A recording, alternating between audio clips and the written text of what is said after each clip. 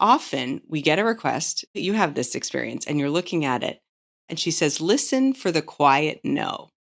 Mm-hmm. Because we are often feel like we have to say yes. And her trick is do not respond immediately. Because we often feel, I mean, if you're someone who's prides yourself on being decisive and responsive and empathetic, as I do, I feel like, well, they asked me to be on this panel at this important conference or whatever. I've learned that my response, in fact, should be, when do you need to know whether or not I can be on this panel? Or I'll even say, I need 2 weeks to get back to you about whether I can be on this panel. Because if I don't give myself some space, I will do yes instead of the quiet no.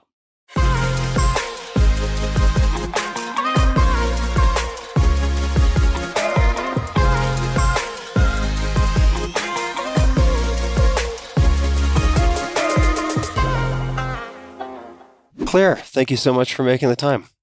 I'm so glad to be here, Tim. Thank you for having me on. And we were talking briefly about how one thing that you've observed, I'm just joshing here, of course, a lot of cool people go to Brown. I want to ask about somebody else who seems pretty cool, who I'm not sure went to Brown or not, but that is Fred Kaufman. Yeah. And I guess he is the origin of your second favorite operating principle, perhaps? Say the thing you cannot say. I just say love the thing this you think line. you cannot say. Oh, yeah. There we go. That's actually such a critical distinction, right? That is such a critical distinction. I simplified it. That probably tells you a lot. We could psychoanalyze that later. But say the thing you think you cannot say. Can you provide listeners with a bit of context as to what this means and why it is important? I laid out, and I had to think about this for myself, 4 operating principles for me as a leader and a person. And I shared them with others because I think actually everybody should authentically come up with their own. But this one was the second one. The first one about self-awareness is the one I probably talk about the most with everyone and myself. But the second one is say the thing you think you cannot say. That's why I started with the second one. Yeah, because no one asked me about it now.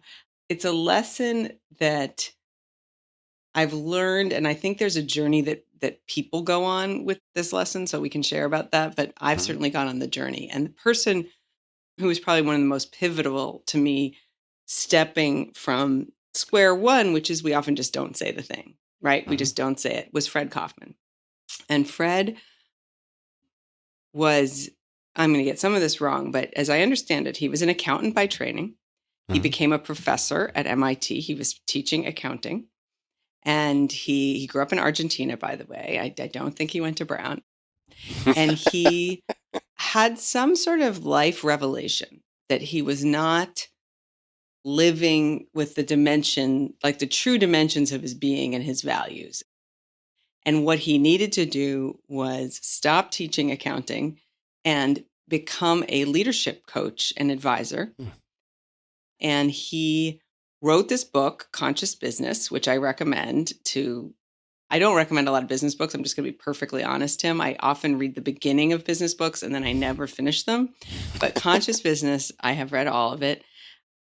And he formed this firm called Excellent at the time that Sheryl Sandberg hired at Google.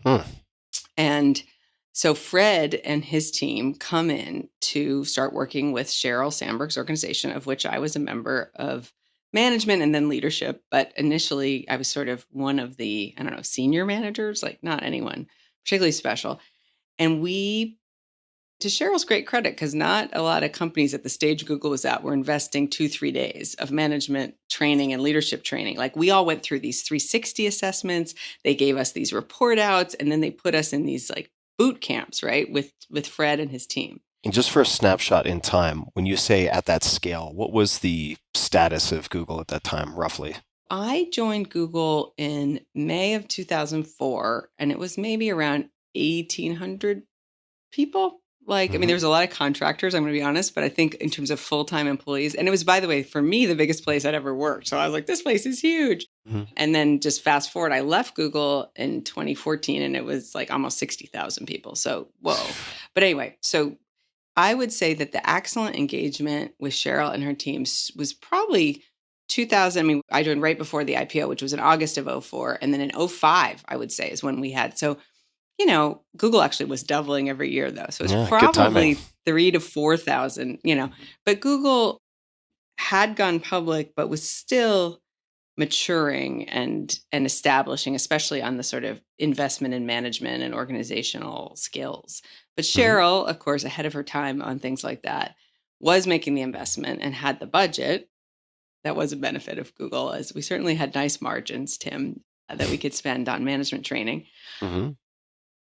And so we did this boot camp with Excellent. But one of the things that Fred has is he has some really great frameworks. He has one about being a victim versus being a player. But one of his frameworks is, how do you take what he calls your left-hand column?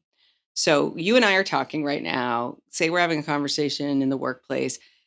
Our brain is always operating in the background. And it's often thinking some things about the conversation, about the person, sometimes it's thinking, what should I be doing? What do I want to have for dinner? But like we have this like ongoing monologue in our brain. And the left-hand column, with respect to, look, it's about our conversation, Fred was really pushing us as a group. He's like, he'd say, detoxify, I can't do his accent, detoxify the left-hand column and actually say it. Like, say the thing. And then we'd go through these exercises. And so this was sort of a light bulb for me, which is like really about giving hard feedback. At that time, I was in management training. But what I've come to learn is not only is say the thing you think you cannot say, certainly about giving feedback and being more direct in your management conversations, but I actually think it's a really tremendous leadership skill, which is to like get in a room, and I don't care if I'm in charge of the team or I'm just a person on a board. I'm on some boards now, and we're sitting there, and there's often an unspoken thing, right? You've been there. You've been in the Tim, you seem like someone who would actually put the thing on the table. Like, I think you and I are sometimes to my detriment, but yes. Well, I think I need help, and this is where I'm going to ask you if you could give an example. It could be hypothetical or real, of this type of experience, and also the detoxifying, right? Yeah. How do you detoxify? Right. The like gentrifying your inner language so that you don't sound like a complete asshole. Right. So totally. And I think, the short answer is you got to ask some stuff as a question often to stop yourself from making a big judgment. But Tim, I think what I pick up in you and from listening to you is you're willing to take some risks, right? And so I think this is really about risk taking and saying something that you're not sure you should say, but you're going to put it out there. And then the question is, how do you do it with as much finesse as possible so that you don't end up having blowback, which, I've had, believe me, I've sometimes said the thing I think I cannot say and had people look at me like, oh my goodness, but most of the time I'm reading the room right. Here's an example, which is, just classic, more of a business example, but it certainly happens in my personal life too. So we went through various business planning types of tactics at Stripe, but one of them we were using for a while was your classic quarterly business review, right? You have teams come in, we've given them a template, and we say, please fill out these things. Let's see your data. Let's see where you are versus your goals. What's your strategy? What's your plan? Write this memo. We're all going to read the memo, and then we're going to have this discussion about how you're doing. And like, and often teams come in and they want more resources, or they want us to solve something or decide something. And we're of course saying like, well, it's actually you're supposed to be deciding and solving, but it's a discussion with the executive team. And I'm sitting in one of these reviews with a team that's primarily working on an area of the product. So it's product and engineering leaders. It's not my part of the org that I run, but I'm invited to be there, and I like to be there. I like to be close to the product.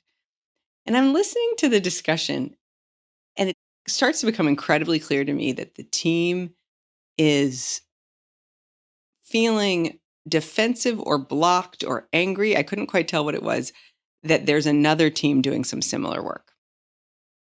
And by the way, if you've read any Jack Welch stuff, he actually had this tactic as a leader where he'd put two teams on the same problem and sort of like get them to compete. These tiger teams. That was not Stripe's tactic. I just want to be clear. We were not interested. We never had enough people. There's no way we would put engineers on the same believe me. And so it was mystifying. I'm like, how is this?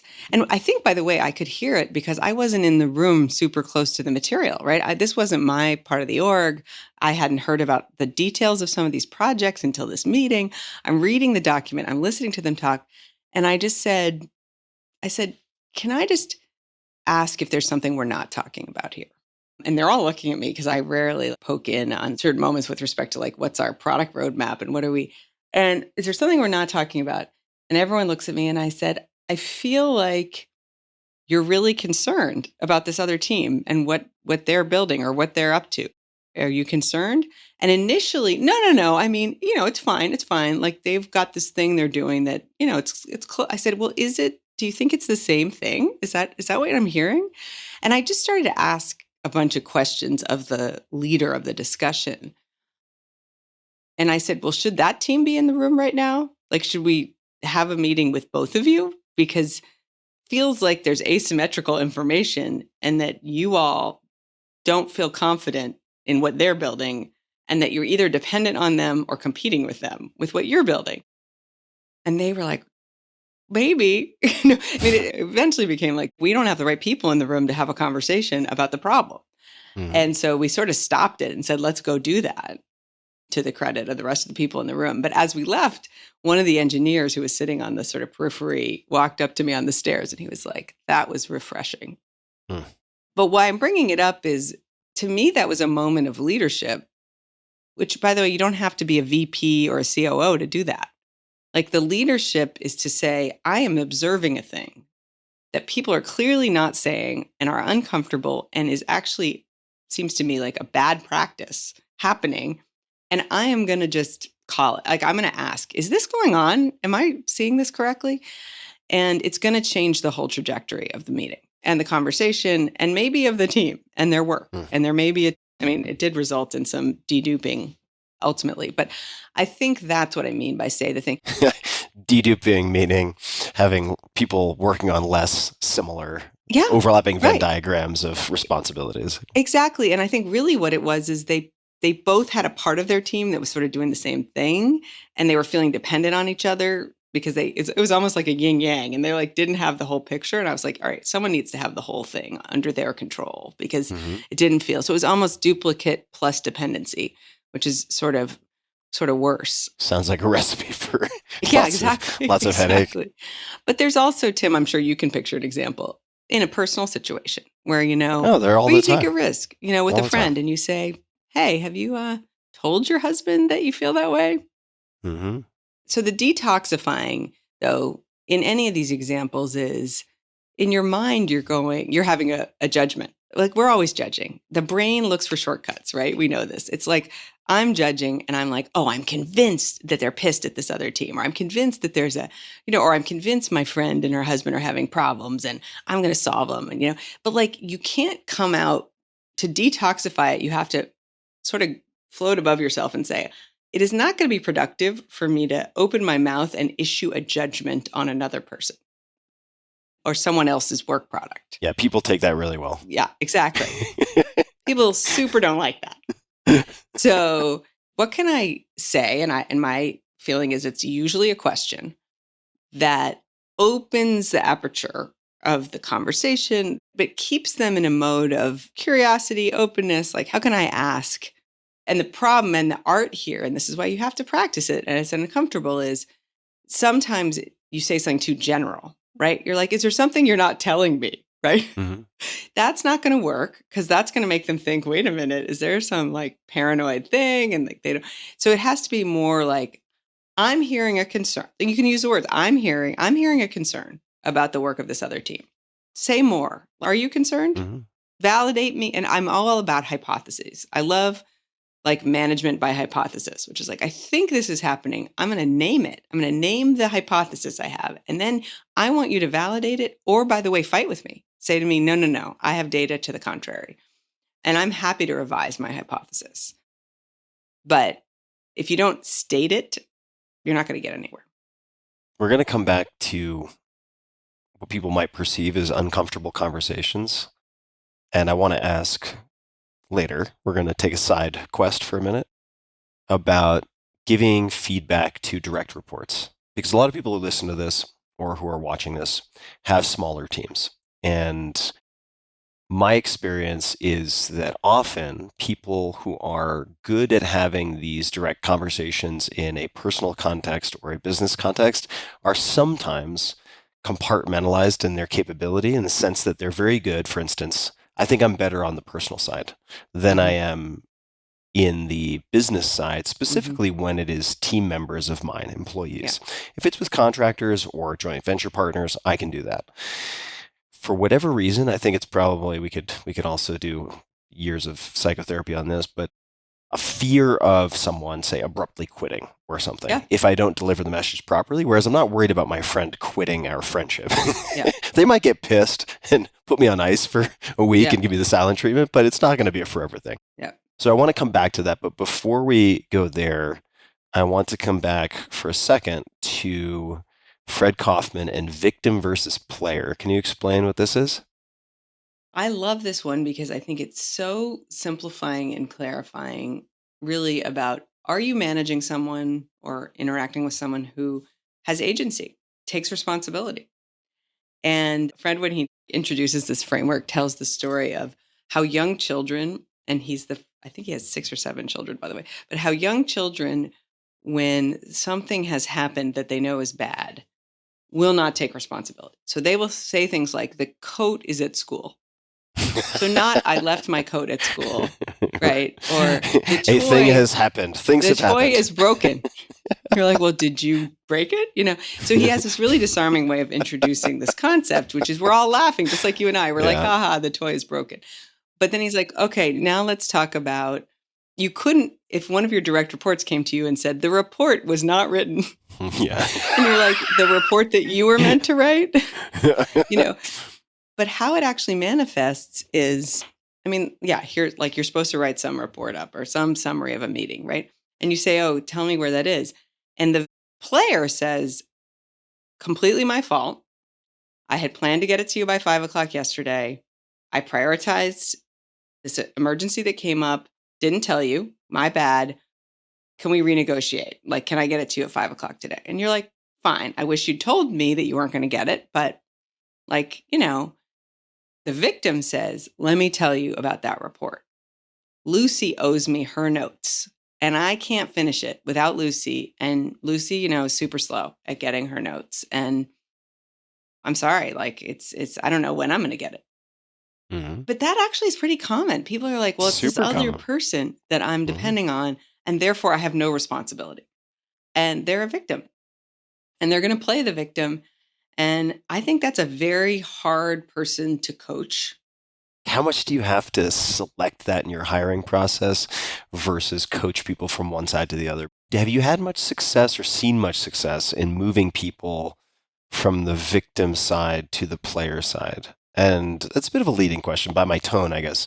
I suspect there are a lot of instances where that's hard, but in the success cases, what does that coaching process look like? I've seen both. Like, I feel like with people who are earlier in their career, they're more, I mean, I'm all growth mindset, but they're a little more moldable and you can actually coach people out of this as like a way of operating. If they're later in their career, it's a little more ingrained and it's quite hard, especially because they tend to not be aware of it because they've somehow been successful operating in that mode. And so they're kind of like, what are you saying? You see leaders and you know how they behave, Tim, is they say, well, if it's not under my direct control, then I am not responsible. Hmm. And so they become empire builders. And some Hmm. organizations let them get away with it. They're like, sure, you can have all the infrastructure teams then. And then I'll hold you account. Like it becomes this weird failing upward problem I see. where people say, well, if I can control it, I'll take responsibility. If it's within my house, then I'll take responsibility. So Yes, people satisfy that checkbox by giving them more and more resources. What a nightmare. exactly. And it becomes this weird expanded scope of this person who actually doesn't take responsibility. It's a pattern I've seen. For people earlier in their career, the easiest coaching move you do, which I'm sure you've heard, or someone's done it to you, I've certainly had it done to me. You say to them, they're saying, Lucy didn't send me her notes. And you're saying, what could you have done differently? Hmm. And you have to let uncomfortable silence then. And some people will then, well, say, what do you mean? You're like, oh my gosh. But some people will say, well, I guess I could have helped Lucy write the notes. So what I try to do is stay in the discomfort, which is hard, and just sort of like, let's list out a few things you could have done differently. Hmm. And not be judgmental, like not judge the things, just say what it was. So you could have helped Lucy write the notes. You could have set a deadline with her that was ahead I of was your just going to deadline. say, right. Put a deadline in Asana where people can actually see it. You could use a productivity tool where you could see. I love those tools because that's sunshine. Sunshine is a great disinfectant, Tim. Like if everybody can see that Lucy has not done her action item, that is going to help Lucy be more accountable. But the point is you come up with this list and the person often is like, wow, you're right. Like really what they're going to have to admit to you is they're being a little lazy. Like they're not helping others do the work. They're not a good collaborator. And so you sort of say, and that's what I sometimes do with someone who's like, if this is a pattern, I say, I see this pattern. Do you see this pattern where you're waiting for other people all the time? Tell me more about why you think that's happening.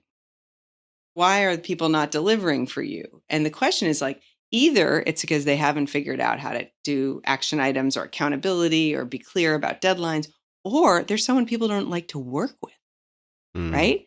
And so you're kind of going, I always call it like going meta, like you're looking from the balcony at the situation, which is a term from adaptive leadership. Are you on the balcony or are you on the dance floor?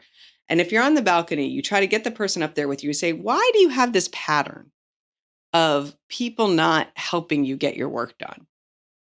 And then I think of it as going to the basement. I know I'm a very visual person. I'm like, so we look down and they sort of, if they acknowledge it, they say, yeah, I guess I see that. And I say, well, let's talk about a few examples. And we come up with some examples. And then we go down and we're in the scenario. And I say, let's do the 5 whys. I mean, everyone loves the 5 whys. I'm like, why do you think Lucy didn't send you the notes? Well, she's not good at deadlines. Okay, and then this is a wonderful expression that I learned from some coach I had a million years ago. Be that as it may, which is not normal English language, but I don't know, it works. Sort of like, be that as it may. Okay, maybe Lucy's terrible at deadlines, but why else? Like I didn't ask her to get it to me at a specific time. Okay, so maybe there's a thing. Why else? And you're sort of pushing them. And sometimes, not every time, they'll sort of say, well, I don't know, Lucy and I don't work that well together. Aha. And you're like, oh, say more about that. What do you think's going on? And of course, by the way, your left-hand column, Tim, it's because Lucy doesn't like you because you blame her for all of your missed deadlines, right? But I can't say that because that person is going to go from barely in learning mode. I'm trying to bring them along with me and they're going to just shut down. So you got to sort of, and by the way, they may never admit that Lucy doesn't like them because they blame her for missed deadlines, but they're going to realize that their manager, who's me, is not letting them off the hook. If they can't get into an agency, a player mindset, I'm a responsible party for my work and others, then they are going to be off my team. If I can't coach them out of it, to your point, there's 2 gaps that I think are really hard. One is people who can't stop being victims. And the other gap is I call it self-awareness gap, where they think they are the best in the world. Like I once worked with this BD person who was like, I can negotiate a deal better than anyone. And first of all, like talk about not being in a learning mindset. I'm like, wait, do you not think we should get any outside advice? Like, do you not? But I mean, I'm exaggerating a little bit, but Sure. Really unaware that they had any potential blind spot or had never done a deal like this deal or like, and I'm like, how are we going to close this awareness gap? Because the people around you are saying you are not the best person to negotiate this deal. And I'm trying to hand it to someone else. And you're like, what? You have no one better than me, and like, that's a very hard gap to close. Yeah, totally. And I promise we are going to spend some time on self-awareness. The book I've probably gifted most to my friends and house guests and so on in the last few years is actually a very short book called Awareness by Anthony DeMello, which is outstanding. I need to read it again. I read it probably once or twice a year. So we are going to spend some time there. I'm kind of tiptoeing around the edges of the dance floor, as it were. Yeah. And tiptoeing and sidestepping on the balcony because I want to sort of paint a picture of you also as a person, not just the concepts. So we are going to spend some time there. I'd also, just as a side note, if you decide to write another book, I think The Toy is Broken as a headline, as the title, and then the subtitle could be like a high performer's guide to taking responsibility. Oh my God, so good. The Toy is Broken. Tim, you're hired for my marketing team. I got to tell you, we're not always the best at naming things at Stripe. So It's you're the one thing invited. that I'm good at. That's the one thing that I am good at. You're on the team. Congratulations. And Thank you. thank you. It's a hell of a team. I'm in. I'm so tired of being. My boss sucks. Oh wait, I'm my boss. Oh, He's you're the so boss. Yeah. terrible, terrible. You said you don't recommend a lot of business books, and I am going to come back to Cheryl and Excellent in a little bit, but Hmm. you don't recommend a lot of business books. Sometimes you read the introduction and you're like, that's enough. Thank you. Let's talk about a non-business book, To the Lighthouse by Virginia Woolf. What is your history with this book, and why do you recommend it? I mean, I love great literature. I think that's how I grew up. My parents are both teachers. My father was a high school English department chair and teacher and baseball coach. By the way, he would probably say he was a baseball coach, and then he would say, and a teacher. And my mom was a college professor for a long time. And I think that there are just some authors who speak to you as you're starting to. I mean, I wish more people loved literature, because I think, how do you understand the human condition? Literature is like the best shortcut to that in your life. But I think there are some authors, for someone who becomes a student of literature, that sort of change their worldview about really what's possible with writing. So not just the book changes how they feel and think, but actually the process, like sort of like when you see a product that's super. I think you love innovative products.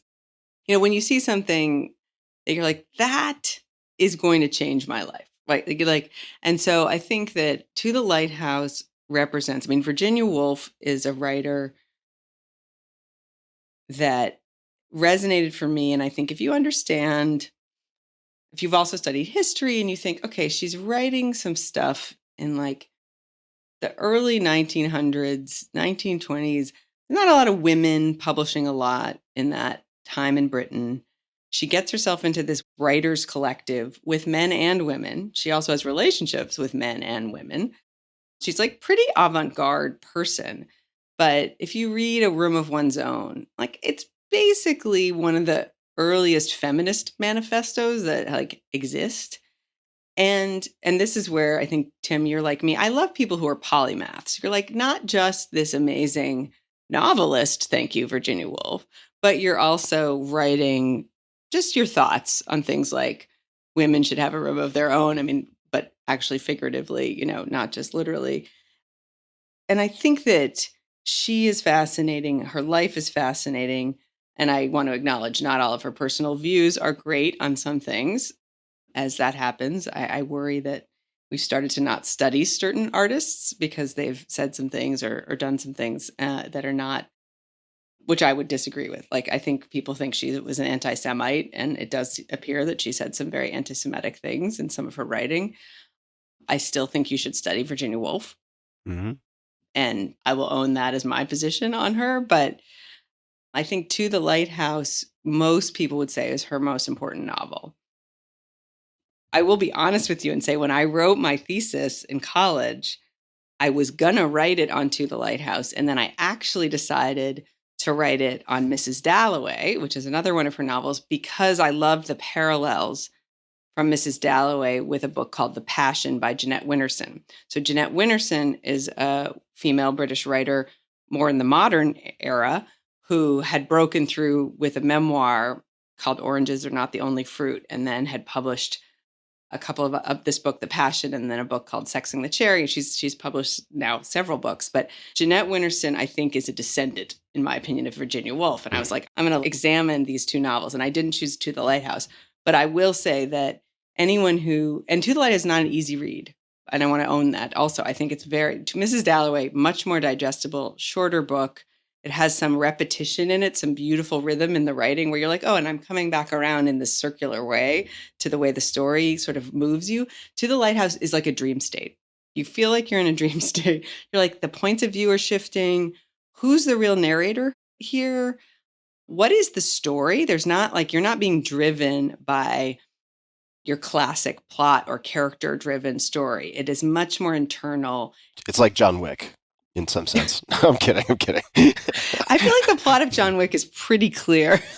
I am going to take vengeance. Excuse me now. I'm going to come out of retirement and kill everyone. Oh, what a great work of art. I'll be the first one to tell you I love a good plot-driven. I read a lot of mysteries and thrillers, and I like movies like that, actually. So I'm very multidimensional. But I think for To the Lighthouse, you find something new every time you read it. You think about life, death, the human condition. What is love? What is family? What does it mean to connect with other human beings? And there's something about the way the writing works. I mean, it's set in this island in Scotland, and there's a lighthouse, and they go out in the boat. Like, you literally feel like you're surfing in a boat. That feeling when you're like, I'm not really connected to firm land, but I'm in this inner like sanctum of people's heads. So I think that it changed me because of the way it felt to read it. Frankly, the themes are much more sophisticated than my 19-year-old self probably could have handled. Like, I should actually, you just said you should read Awareness again. I should go read To the Lighthouse again, because now that I am a mother and a wife of a certain age, I'm like, this book is going to resonate a lot more for me. But what's amazing is Virginia Woolf was never that. She didn't have children. She really barely was in a, and she unfortunately did kill herself. Like, she had a lot of demons. And actually the way that she killed herself, brutal, right? Like, What'd she do? filled her pockets with rocks and like drowned herself. And I think that a lot of artists are tortured, but the fact that she could project into this Mrs. Ramsey and this woman, this very maternal figure, was the sign of true artistry. Sorry, that was very long. That's why I have a long podcast. So I'm not going to let it go. I'm going to continue to chew on this bone a little bit. And for the record, I actually love John Wick. But I don't want to dwell on John Wick. I was going to say, first, if you like dream state evoking novels, the one that blew my mind, and 9 out of 10 people hate this book, so it's a very strong caveat, but it's Little Big by John Crowley, who's actually a poet by training. It is so unbelievably good. You have to slog through the first 150 pages, but beyond that, it's absolutely stunning. What are the reasons to read fiction, aside from the, as I think you put it earlier, the insight into the human condition? Yes. If you were trying to get someone to take that first bite of the forbidden apple of fiction, are there any other points that you would make? How do you build empathy? How do you understand everybody has a story? How do you, I mean, you've traveled a lot, Tim, but a lot of people, you and I both know, haven't traveled the world. They haven't been to that many countries. Like, you want to go to another country, find a great novel that's been translated from that country and read it. And like, you will understand that country in a way that no travel guide will ever give you, in my opinion. So I think it's a very cheap way. And there's also to build like emotional intelligence, right? I think, I've worked now in tech companies for over 20 years. And when you sort of get to certain levels of responsibility with management and leadership, you could be technically the smartest person in the room, but if you have no emotional intelligence or dimensionality in contemplating emotional states, you are going to struggle. You are going to struggle to lead. And so when I say understand the human condition, I don't just mean like I'm reading a book and I understand, wow, that's how it might feel to be in a divorce, or that's how it might feel to lose your child. Or, I'm saying, no, you yourself as the reader, if the book is really good, start to feel the feelings, right? You start to feel like, oh, I lost a child.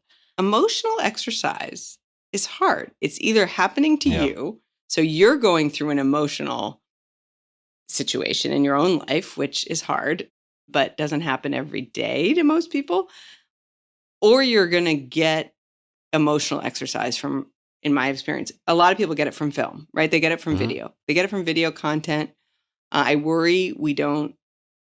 Short form video gives you like a dopamine hit, in my opinion, but not an actual deep story, emotional, resonant hit. We think we're getting it when we see, oh, that dog fell through the ice and then that guy rescued the dog, and you're sort of like crying and you're so happy. But like in a 30-second YouTube video, like, no, that's not an emotional arc. That's just like, I like to see people rescue animals who are drowning. No, I I think it's a serious film. Maybe it's John Wick. John Wick might be a way to detoxify your left-hand column. I almost cried. I said to my friend who'd seen it before, I was like, if they touch that dog, I'm going to lose it. And he just stayed silent. I was like, oh no, here it comes. Yeah, anyway. But anyway, point is, I think it's emotional workout. Literature, great films, The other thing I would say is I think that fiction is often much more efficient and elegant in delivering truths than nonfiction. And that's speaking as someone who is a militant nonfiction purist for decades. And I really wish I'd started earlier with reading very, very high quality fiction. So what was your gateway fiction? What got you? I'm so glad to hear you're a convert. Gateway fiction. I mean, I would say that early on, I was an avid fiction reader. So as a kid, there were books like The Neverending Story, and then later Dune, for instance, science fiction, A Stranger in a Strange Land by Heinlein, which were also very condensed thought experiments. This is part of the reason why I like sci-fi quite a lot. So for folks who are male, also female, but if they're male tech on the spectrum overperformers, I'll usually steer them to, say, Ted Chiang short stories, like Exhalation is his second collection. Then I stopped for a long time because it was time to get serious and follow the rules and be a business guy and so on and so forth. So I read all the nonfiction stuff. And then I would say later on, now that I'm reflecting on it, because I'm trying to pinpoint, and maybe it's because you seeded me with the Argentina. I used to live in Argentina for about 9 months in 2004. And in an effort, this is going to sound ridiculous to people who are familiar with his work, but I wanted to read fiction in an effort to get better at Spanish. So I found side by side Jorge Luis Borges, which is incredibly challenging in Spanish, I will say right up front. But that ethereal kind of magic realism, fever dream type of conjuring that he was able to accomplish was intoxicating to me because it's effectively mind control, right? Like language on some level is mind control. If you said to me, like, what's the other to The Lighthouse? I would say 100 Years of Solitude, Gabriel Garcia Marquez, and my introduction to magical realism. Yeah. And what's interesting is you went to this because a lot of guys I talked to, they're like Neil Stephenson, Three Body Problem. Like, it's like there's a sci-fi. Dune is always in there. Contact, like whatever. It depends on when they were born. But like you get this sort of sci-fi. But what you just did, I love, which is, where else is there sci-fi? In a lot of Latin American literature, Isabel Allende, Borges, Marquez. And that's where like maybe the genders can meet, which is like really emotional, gripping, multi-era stories, but really wild stuff. It's like dream state is happening. Yeah, and you're wondering like, were they on drugs? Like what's happening here? Of course they were on drugs. They must have been. I 100% love that you went there because I think it's when you're pushing the sci-fi into like a different realm. It's magical realism. The most creative people I know, this includes business for sure. The most creative, if they're the most creative deal makers, they read and consume very widely, right? They're not going to this huge buffet and always eating the shredded carrots. Like, okay, fine, like shredded carrots, they're healthy for you, easy to eat, I get it. But there's a whole buffet. And they end up being able to connect disparate fields and ideas in a way that end up being ultimately incredibly interesting and sometimes very profitable. And I would say, who was it? He worked with Daniel Kahneman. I want to say it's Amos Tversky, something like that. I'm screwing up the name. Maybe it's Eamon. But he said something along the lines of researchers waste years not being able to waste hours. I'm butchering the quote, but it's like if you feel so rushed that you cannot read a short fiction book, that is a symptom of a much larger problem, I would say. Yeah. And so proving to yourself, like creating the slack in the system to do that, I think has its own benefits. All right. Fiction, We believe in Fiction it. conversation check. Yeah, we believe. We believe. All right. So let's come back to I'm gonna take a further, not digression, because this is just a natural conversation, but we are going to come back to feedback for direct reports. But I feel Mm-hmm. like we need a smoother off ramp. So what might make a nice off ramp from the fiction is something that is highly, highly, highly personal and nonfiction, and that is a working with me document. Oh, yeah. So I want to ask about questions that you might answer in a working with me document. You could explain what a working with me document is. And there are a number that come to mind that I have in front of me here, but perhaps you could just give a little bit of context on what a working with me document is and how it is helpful. A working with me document is basically trying to write your own user manual. Mm-hmm. And so I don't think you have to be a people manager, but I've come to believe it's a best practice if you are going to be managing people to do your best to write a user manual to working with you. The idea came to me, actually, I was moderating a panel at Google. Google had then evolved to a point where it's trying to celebrate management. So we'd done this great manager award, and I was the moderator interviewing the great managers that we'd selected across several teams in front of this big room of people at Google. And I asked them, you ask, what are some practices that you think have really benefited you as a manager? And one of the panelists said, well, I copied this thing that Urs, and this is Urs Hulsel, who's a long, many, many decades at Google. I think he's only retiring like now, who worked in infrastructure and building the servers and a lot of what really makes your Google results come very quickly. You can thank Urs. But anyway, and then at Google Cloud, a lot of work. But he wrote a user manual and this person described it. And then they went on to say they wrote one and they shared it with their team and their team's response. And I was like, I should write one. Like, here I am moderating this great manager panel. I haven't done this. So like any good learner, I go back and I sort of like bang out this document. I mean, this is the thing that's the most interesting to me in this maybe anti-growth mindset. But this was probably, I don't know, 2009, 2008, whatever. It was like many years ago. I bang out this document and I call it the unauthorized guide because I don't work for me. Like I said, so I invited comment. I said, for those who actually have had me as a manager, like, please tell me how like on base I am or not. And then I gave it, actually, I had at the time had this really amazing woman who had been a manager in my organization. And then she went on maternity leave and came back and asked to be my assistant. She said, I want to change sort of, I think I could be kind of a chief of staff to you. And she was very talented and we got very close. And she worked for me for like at least half my career at Google. And I was like, Maeve, read this. Am I anywhere near, like, am I on base here? And she was actually, she's Irish, which is a theme somehow in my life. Like I really bond with the Irish. And she said, well, I feel like at the end, you don't even acknowledge that you like good crack. And crack, which I'm saying wrong in Irish, is like Good sort fun. of fun, joke, humor. Mm-hmm. Yeah. She's like, Yep. your meetings, she said, I've never been in a meeting with you where we didn't laugh at least once. And that's the kind of thing, by the way, that you don't know because you're never not in a meeting with you. Right.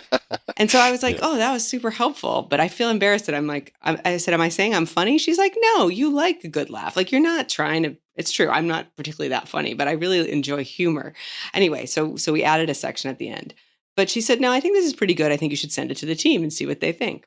But what's amazing, Tim, is that document has not changed markedly. Huh.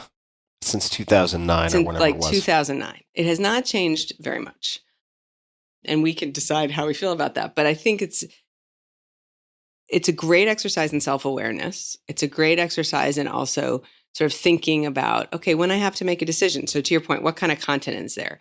Some of it's very tactical. It's like, how do I what communication channels work best for me? So how to use our one-on-one versus send me a Slack versus a text versus call me. Like in today's world, that like I literally have people that I work with. Actually, I think, I work with Patrick and John Collison, the Stripe co-founders. Of They course. contact me on every channel. I'm like, Oh, how boy. is it that you're texting me, WhatsApping me, calling me, Slacking me, rarely emailing me? Actually, emailing is probably like the least interesting channel to them. Anyway, you give guidance, like what are the best channels, like how to use our one-on-one, but also things like how do I tend to make decisions? So if you're coming to me for a decision, here's what you can expect. If it's, this kind of decision, how long will I need? What kind of data might I like?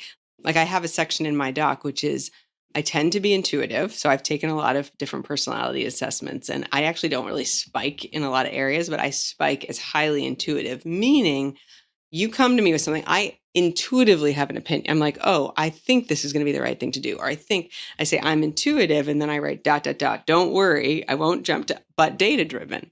So I'll tell you my intuition, and then I'll say to you, bring me data. So we either can validate it or you tell me your intuition, but let's get some data so I don't like just get out there and start operating without any basis, right?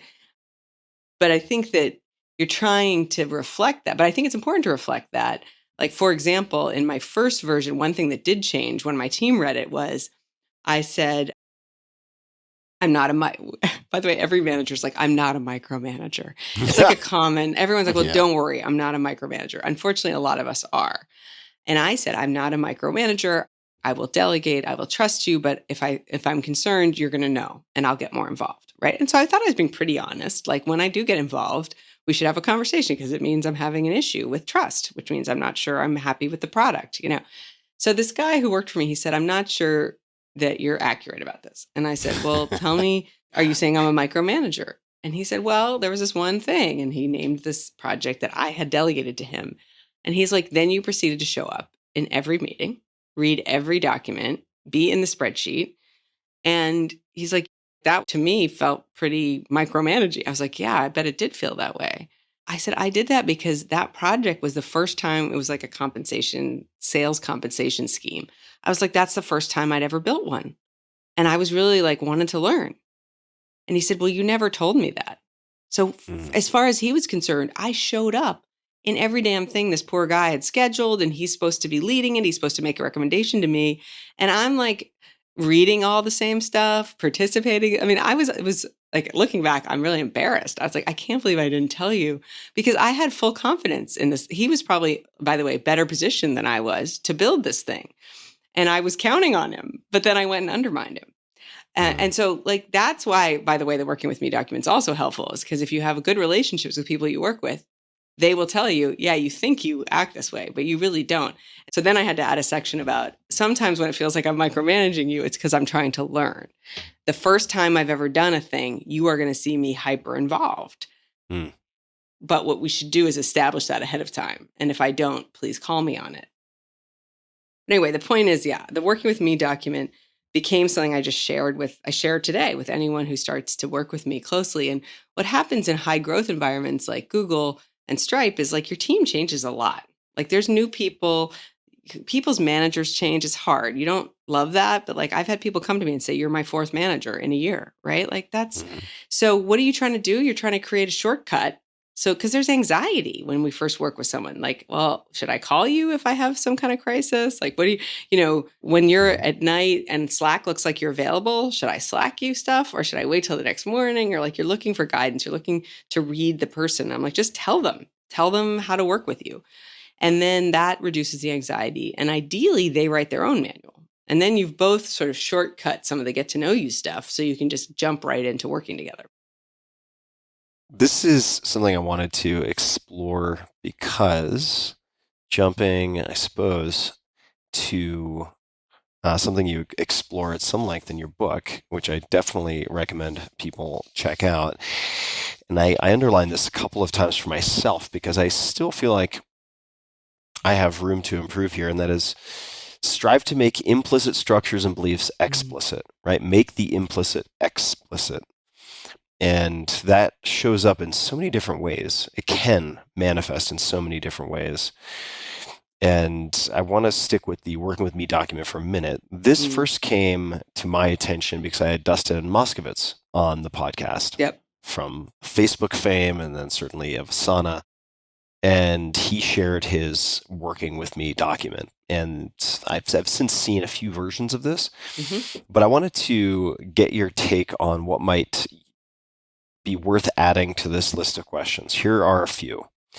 So, what do I want to be involved in? When do I want to hear from you?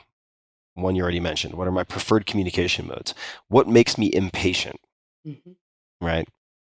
Are there other questions that you have found helpful to address, or kind of topic areas worth including?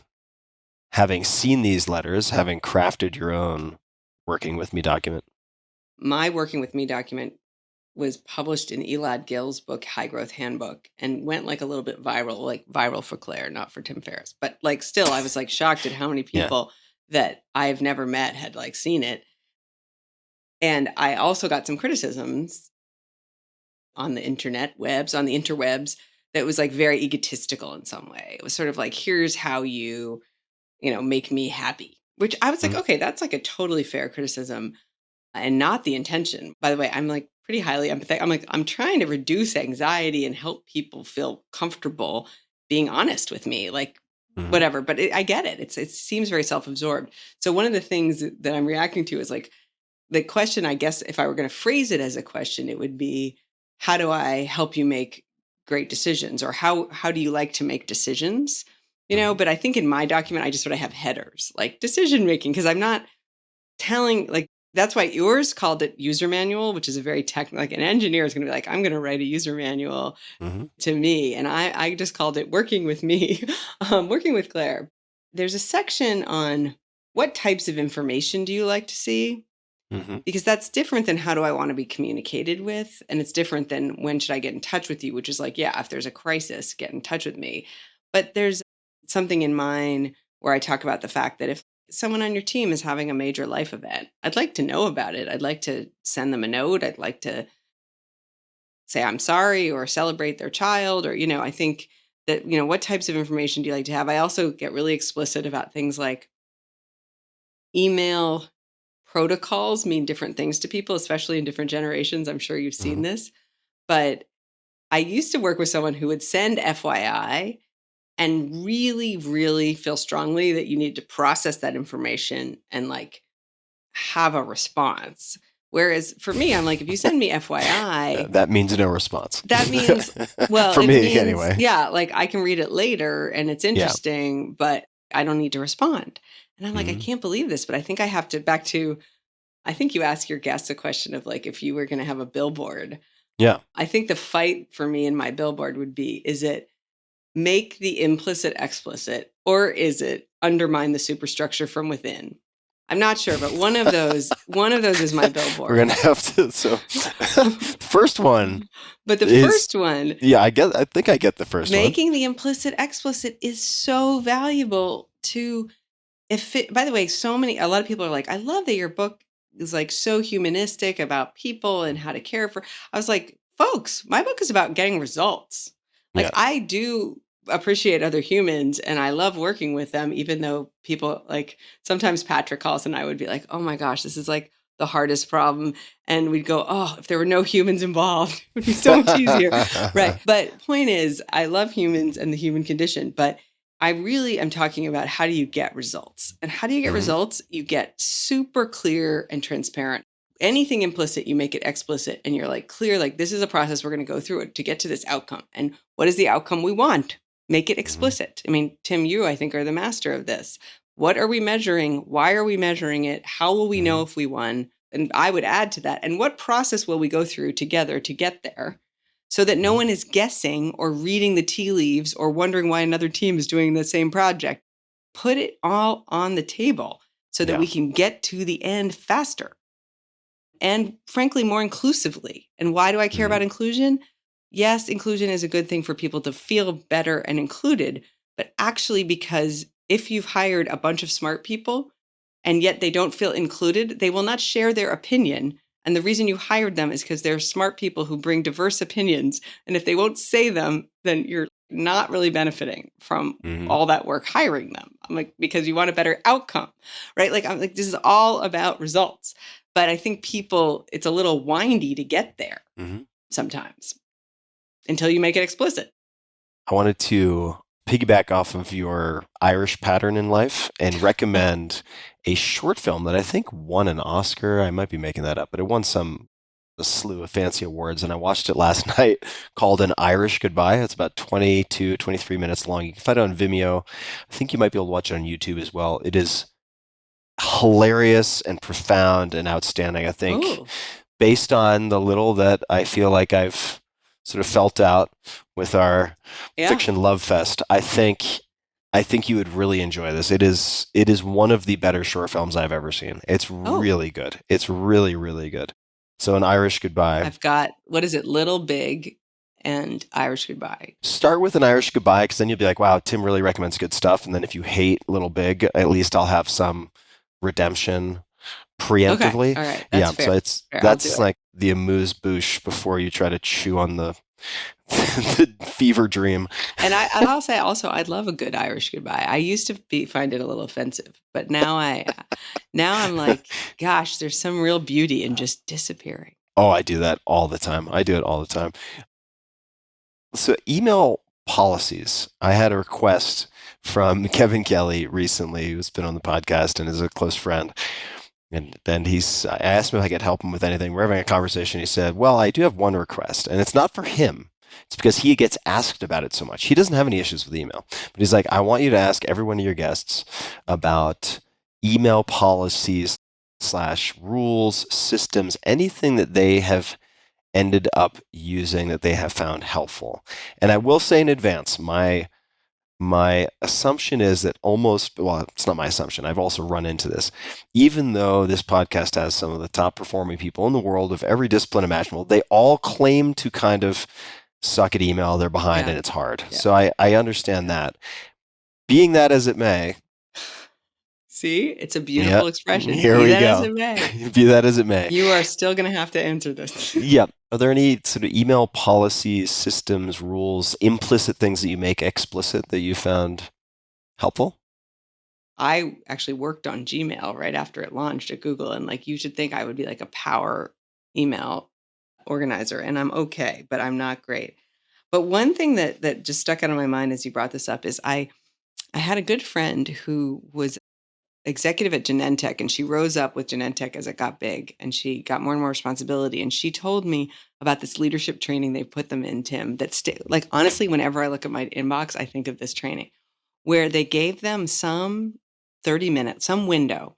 They gave them an inbox and they were like, you need to process all this and like kind of do the right things, right? Okay. And so in this inbox of like 100 emails, whatever, they have 30 minutes, you have to find there's like a massive legal issue. There's an HR violation, but it's like not in the headline of the subject of the email. Sounds like an anxiety dream. It's like a bunch of bombs in these messages, and you have to like open them, skim them, decide you have to come back to it, right? Like, Yeah. I kind of was like feeling like Japanese game show. I'm like, would Yeah. this a show that people might want to watch? And I think there is a sector of people who might find that like really interesting to watch. So sometimes I look at my inbox and I'm like, oh my gosh, I have 30 minutes and I need to find all of the like legal time bombs. But one of the things that I think I'm very good at on email Mhm. is there is a set of people in my both professional and personal life where no matter, like, they get opened immediately, right? Like, and I'll open it, and if it's, by the way, read FYI, I'll read it later. But like, I really want to make sure. I mean, it's easy. Some of these people, it's like easy. It's like your kids, right? By the way, my kids Yeah.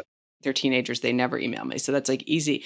But you know, certainly if you're the COO of a company, even if you're not the COO anymore, if the founders of Stripe email me directly, I'm going to open the email. Right. Mhm. Like Mhm. pretty freaking quickly, just to make Mhm. sure. So it's sort of like your boss. But I do think that some people have a methodology, which is like either LIFO or FIFO, right? Last in, first Last in, out, whatever first you, out. yeah. And I think that that's tempting. My husband does this a little bit. It bothers me. I'm like, but you have cues, which is who is it from? Yeah. And is it group or is it direct to you? And use those cues to prioritize. And so if you only have 30 minutes, you know where to start. So that's Mhm. one of the things. And it is a combination of the people and what's being sent to you directly. Yeah. So I think that's a number one rule I have that I'm pretty actually good at. So there's certain Mhm. people who feel I'm very responsive on email because I am very responsive to them. Yeah. I'm not maybe responsive to everyone as consistently. The other is this is like more of a cheat, but you're an investor, I think, right? So I've invested in Mhm. some Yeah. companies and a lot of them send these investor newsletters or investor Yeah. updates. Updates. This is like one of my, and of course, because I do have some Gmail skills, I label them. I know there's a folder full of them. And I have every intention, Tim, that on Friday for like 2 hours, I think I see where this is going. I'm going to read those investor updates. Okay. You know what? That is not correct. I have sometimes, like when I'm on an airplane and I'm trapped, I like open and start reading them, but like I am not reading them in a timely fashion. I'm just going to be, and I'm sorry, all the founders I've invested in. I'm sorry. I'm not reading your investor updates in a timely fashion. But what I've learned to do, and this goes back to making the implicit explicit, and also to another rule I have, which is strive to set expectations with people. So now when I invest in a company, I say to them, I say, look, you may email me. I'll give you my email. I said, I'll give you my cell phone. I'm quite good on text, but please don't abuse it. Right. And if you want to WhatsApp me and not text, whatever, either of those is going to work. And then I say to them, I want you to know, I really appreciate getting the investor updates. I will not read them in a timely fashion. I may not read them at all. If you need something from me directly, like you need help me interview this person, or I have you should get in touch with me directly, not at the end of an investor email that says, please help us hire some more data scientists, right? And that makes me feel so like cognitive load wise. I'm like, phew.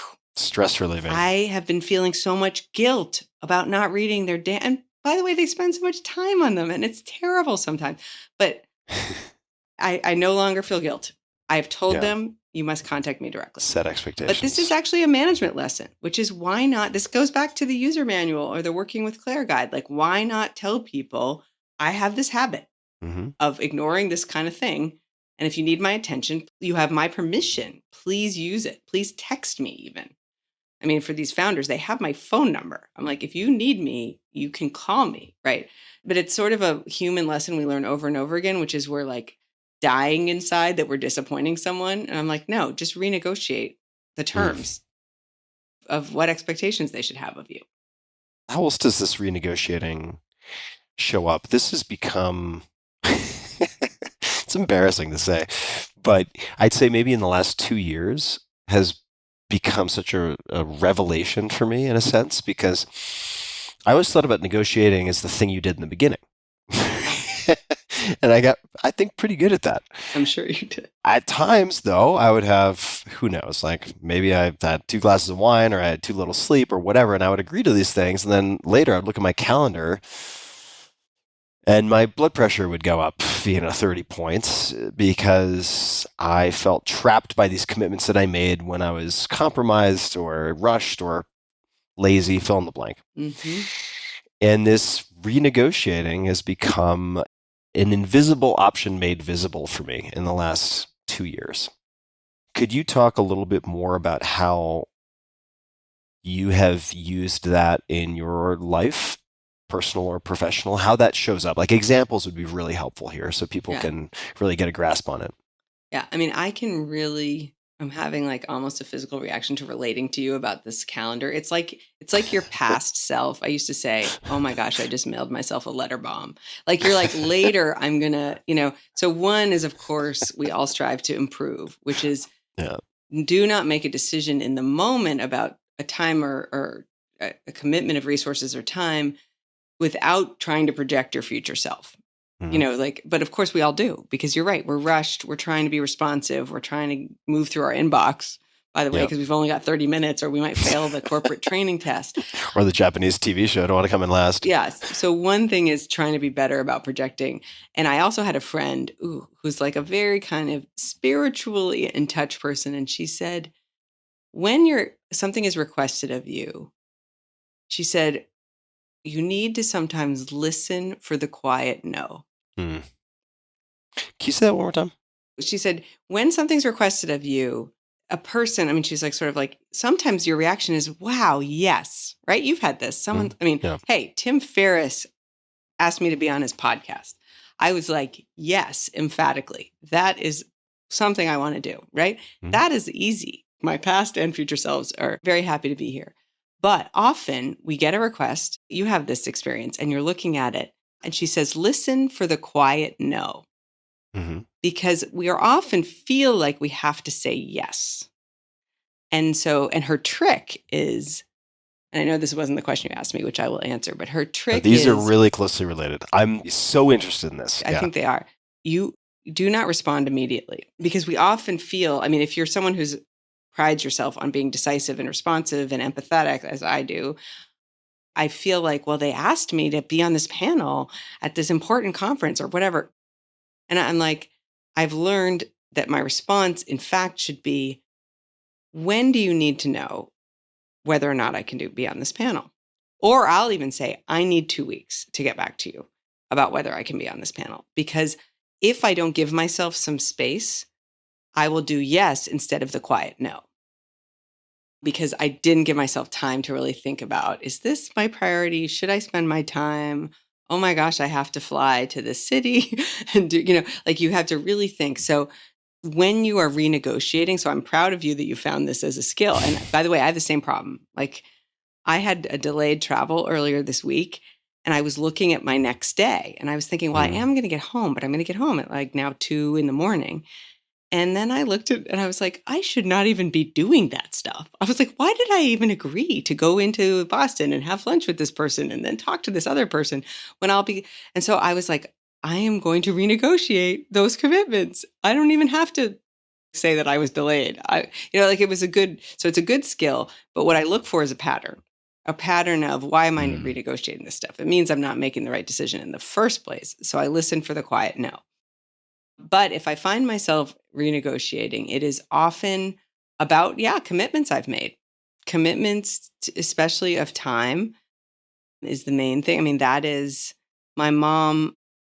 My mom was a very talented, apparently, mathematician in college. And my mom went to Harvard, Radcliffe then. But, I think it was pretty rare for a woman to be like a star in the math department. Super rare.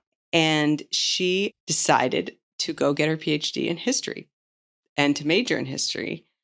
And I said, why did you switch? Like, why did you make the switch? And she said, I realized that there is a trade-off that most people find themselves making between money and time. And she said, I knew that if I prioritized math, it would likely lead to a more lucrative career.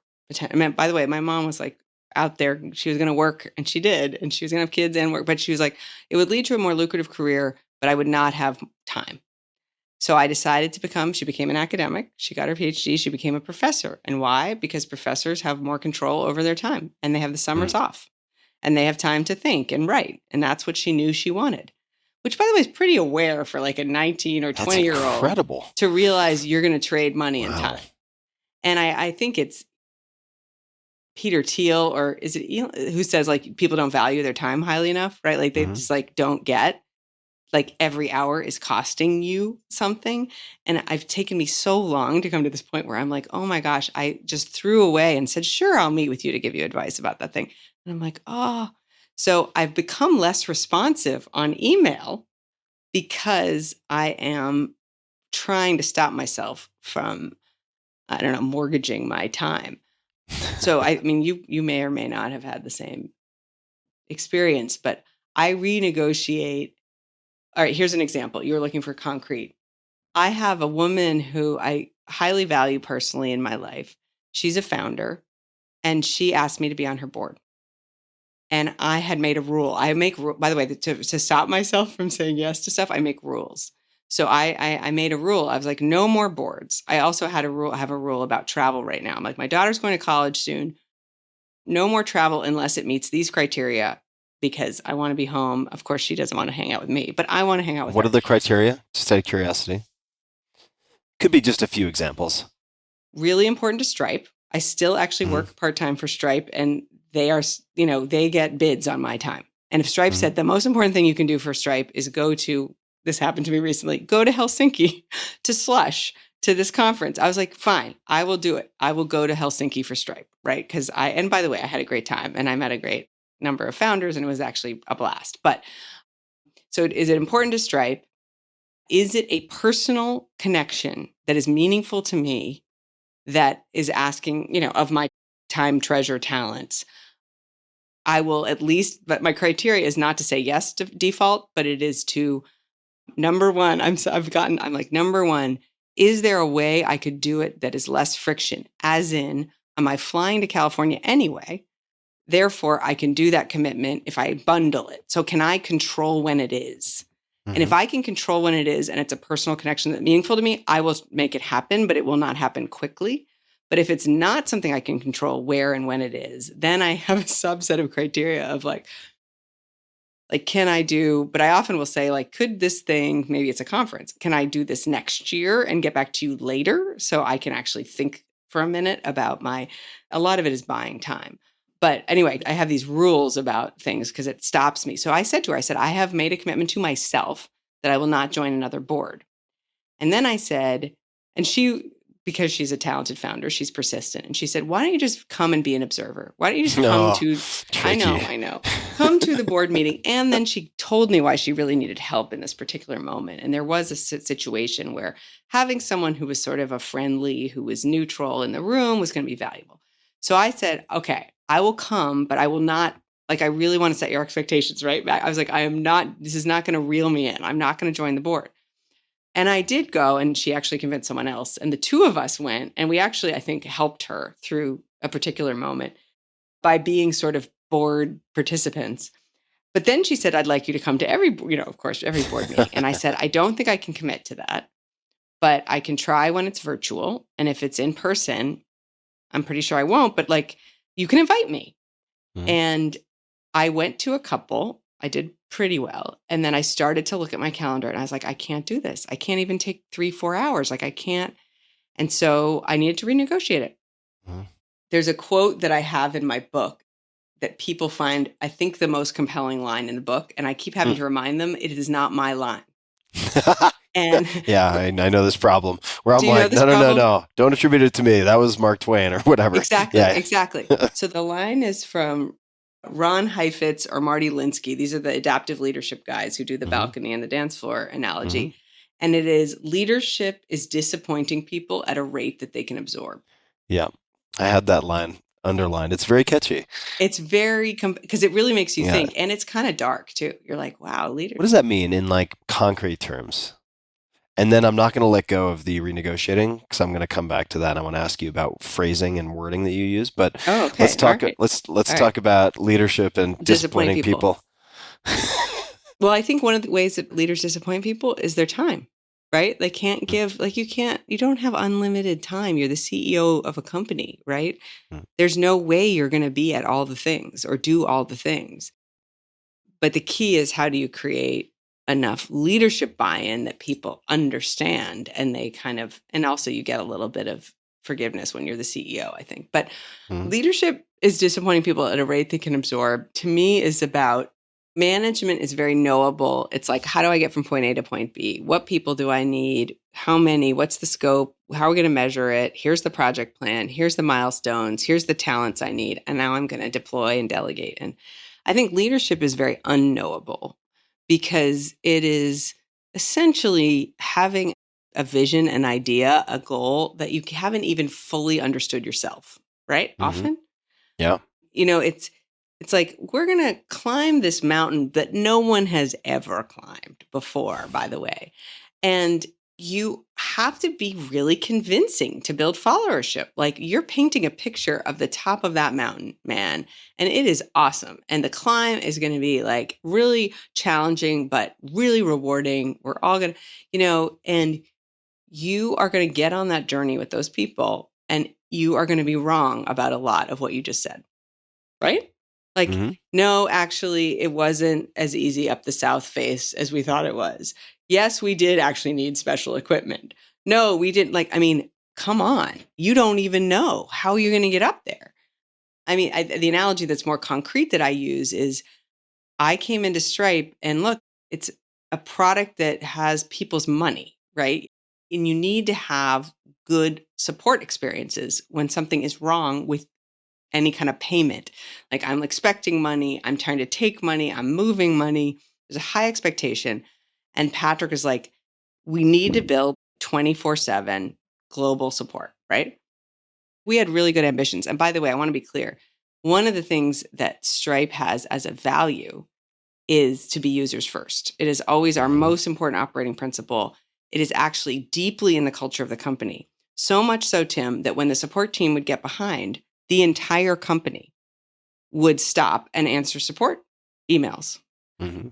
And so this was becoming an existential problem because we had to do engineering work and other work to build the company. But we were like ending up on Fridays before the weekend, right? Because you want to get back to people quickly, answering support tickets. By the way, you hit product market fit, you get traction. This is a super normal problem. Mm-hmm. But it is not great because the product like is people's money. It's a quality problem, but it's a problem nonetheless. And so Patrick is like, look, we need to have this 24/7. And I had to get up as the leader and say, I will build this. Mm-hmm. And I had built similar things for Google. So I wasn't like completely describing a mountain I'd never seen, but I certainly didn't join Google when it was only like 160 people with 21 support people. And I was like, we are now going to do a set of things to solve this. And it took me a few years and it's not perfect.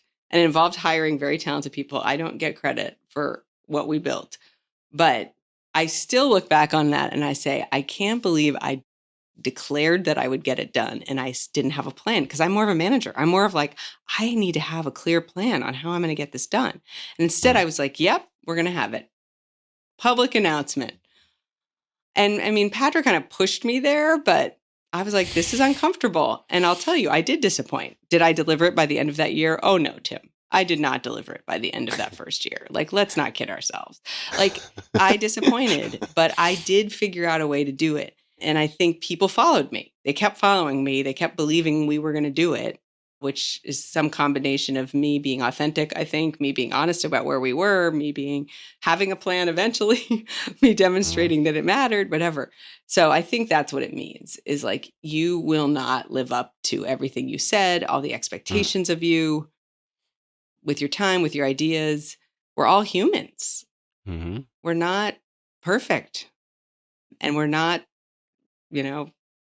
fortune tellers. I don't know. I'm not a fortune teller. Not fortune tellers. So this ties into the renegotiating actually pretty well, because there are many different species of renegotiating. One was, you gave an example very early on in the conversation when Lucy was getting thrown under the bus. The dog ate my homework situation. And then we segued from that to the player versus victim. And the player would say, you know what, you're right. I committed to get this to you by 5 p.m. I didn't.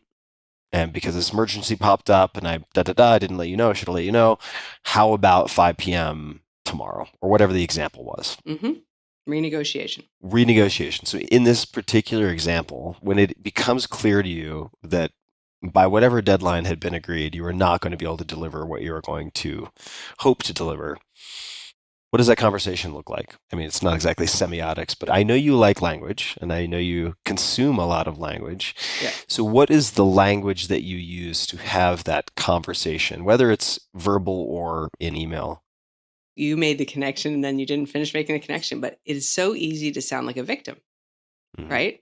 When you are facing this kind of a situation. And if you're someone who prides themselves on being a player, on taking ownership, and you've made this commitment and you're like, oh my gosh, there's no way I'm either coming to that meeting or delivering 24/7 global support in 6 months, And so what does it look like? The first thing I did that was probably the smartest thing I did when I joined Stripe was I listened and I did my first 90 days and I talked to everybody and I heard sort of, here's the priorities, here's what people need, here's what might need my attention. And then I sat down with Patrick and I said, I'm hearing these 4 things that one of them was the support thing, by the way, that really need my attention. And I am going to rank them. And then I want you to see my ranking. And I want to agree on my level of priority I said, because I can't make meaningful progress on 4 things at once. I can maybe keep, and I actually predicted in that moment, I said, I don't, because we had to build sales, we had to build recruiting. We had some internal, like, operational stuff that needed to be fixed. And then we had this support sort of smoldering fire. And I said, I think I actually need to build sales and recruiting ahead of fixing support.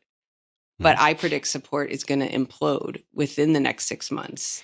And at that point, you were COO. Is that I was right? COO. Yeah.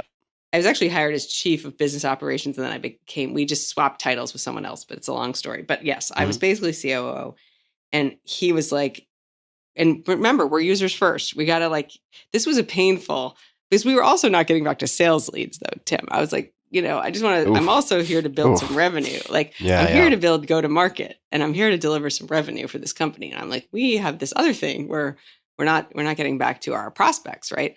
And so it was a very Sophie's choice kind of moment, honestly. Oh, and then we couldn't hire people to build the company, so we couldn't get back to sales leads or get this is normal. By the way, this happens, especially for people like me coming into that kind of opportunity. But what I loved about that conversation was Patrick was, one, first of all, supportive. He was like, great, this is good for us to talk out now. And then he had to admit, he's like, I can't believe I'm doing this, but I agree. You're not going to fix support in the first 6 months. Really, we made an agreement. And then, by the way, Tim, 4 months in, complete explosion. And I was thinking in my head, thank goodness, this goes back to expectation setting. I'm like, thank goodness I said out loud that I thought it was going to explode. And then, by the way, it's still terrible. I was still sad. I was like, oh my gosh, I had to go then put it at the top of the priority list, basically. But I had at least 4 months to build some other things. Point is, when you're renegotiating, so one is try to set the priorities, align on them, and set expectations ahead of time. Even if you haven't done that, you're going to reach a moment where you're like, there's no way we're getting to the top of this mountain. And so what you try to do is not come up and make a bunch of excuses. So what I think I did in those moments, and we were, we had written public goals in the company, we had plans, and I just want to be clear, none of the plans, this is where when you're working with founders, maybe this is a side, what do you call them? Side quests. This is a little bit of a side quest. Love side quests. When you're working with founders, people describe this reality distortion experience, which often is more that they have a version of reality and they're like, no, we can ship the iPhone in 5 minutes or whatever, and everyone's like, yes, Steve, yes, we can. Right. There's another version of reality distortion I find, which is you can fix that thing in 5 minutes, right? It's now a joke between Patrick and I, because he'll be like, yeah, we could just code that up. And I say, in 5 minutes, It's not 5 minutes. But so we had a consistent conflict where I would say to him, no, that mountain is not going to be climbed by the end of this year. I never actually said I was going to build that thing by the end of the year. And he refused to hear it. He was like, no, it really needs to be the goal. This actually needs to be the goal. And be that as it may, Claire. Be that as it may, Claire. I'm making it your goal. And I was like, okay, under duress, I am going to take this goal and try to put some language in it that gives, I'm going to get a red, right? Whatever on that doesn't feel good. This is the other thing. It's beneficial to walk into a situation like that after some amount of career success. So that you have some amount of self-actualization. So I was like, luckily my whole identity is not tied up in this goal, because I would have been destroyed. I would have really lost confidence. By the way, a lot of leaders you hire into a startup environment end up losing confidence just because you're getting pummeled, totally pummeled. And you need to sort of be like, no, I have identity outside of the success of this moment.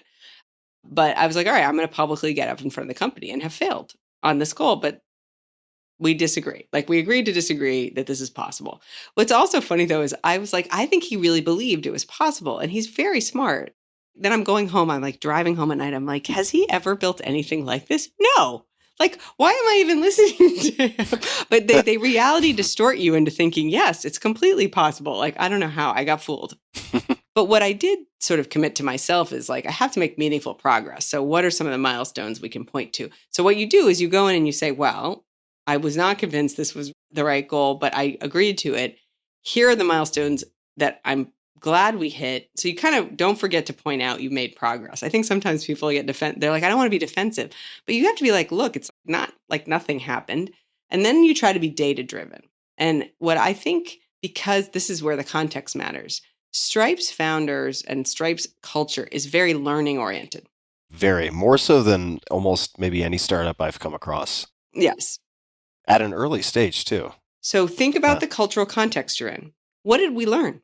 What did we not know? And what did we learn trying to get there on this goal? What did I learn? By the way, some of them are mistakes I made. So try to be humble. Stripe is also a very humble culture. Say, here's some things I thought I knew. By the way, I thought I did know. I was like, we were going to outsource certain things that I thought was going to be easier than it was. And that is true. And here's what I learned. Here's what I thought. Here's what the truth was. Here's what I learned. Here's now what we're going to do differently. And by the way, everyone's nodding in the room because they're like, cool. We had a plan. We tried it. I mean, they're engineers. They know it like did not work the way we thought it was going to work. We're going to try this other thing. So you basically do a retro postmortem, whatever you want to call it, sort of publicly in front of everyone in the language they like speaking. Right? So the language Stripe likes speaking is learning. I made mistakes. What am I doing differently? What do I see next? How are we going to get there now? You know what I mean? Like I'm confident but humbled by this experience, and I've learned a lot. And here's some data that shows we have made some progress, because that also people want to make sure like we actually know what we're doing. So that's what you do. And I think it depends on your context and sort of what language do you speak. That is a big example, right? This is a big example we're talking about. And that is, I think, a very effective way to, as a player, offer a mea culpa in a way. Yeah. At that point then, and this may be, if this is going to require a dissertation, then tell me and I can rejig. But how did you decide to scope the thing and then make a counteroffer effectively, right? Or was that even your decision to make? I don't know. In terms of like, okay, we've learned these things. These were some assumptions. And then leading into the kind of now what? I won't do the dissertation version, Tim, but I will tell you one bind I found myself in consistently that I'm sure you have also is it's a talent bind, which is I can only do so many things at once individually, me alone. Yep. And I did feel like a victim, I'm going to be honest, because I had been trying to hire someone. I had hired someone. They hadn't worked out, partly my fault, partly not my fault. And I'm in a meeting. This happens so many times, like we can picture but I'm talking to Patrick and I'm like, look, we know so-and-so didn't work out.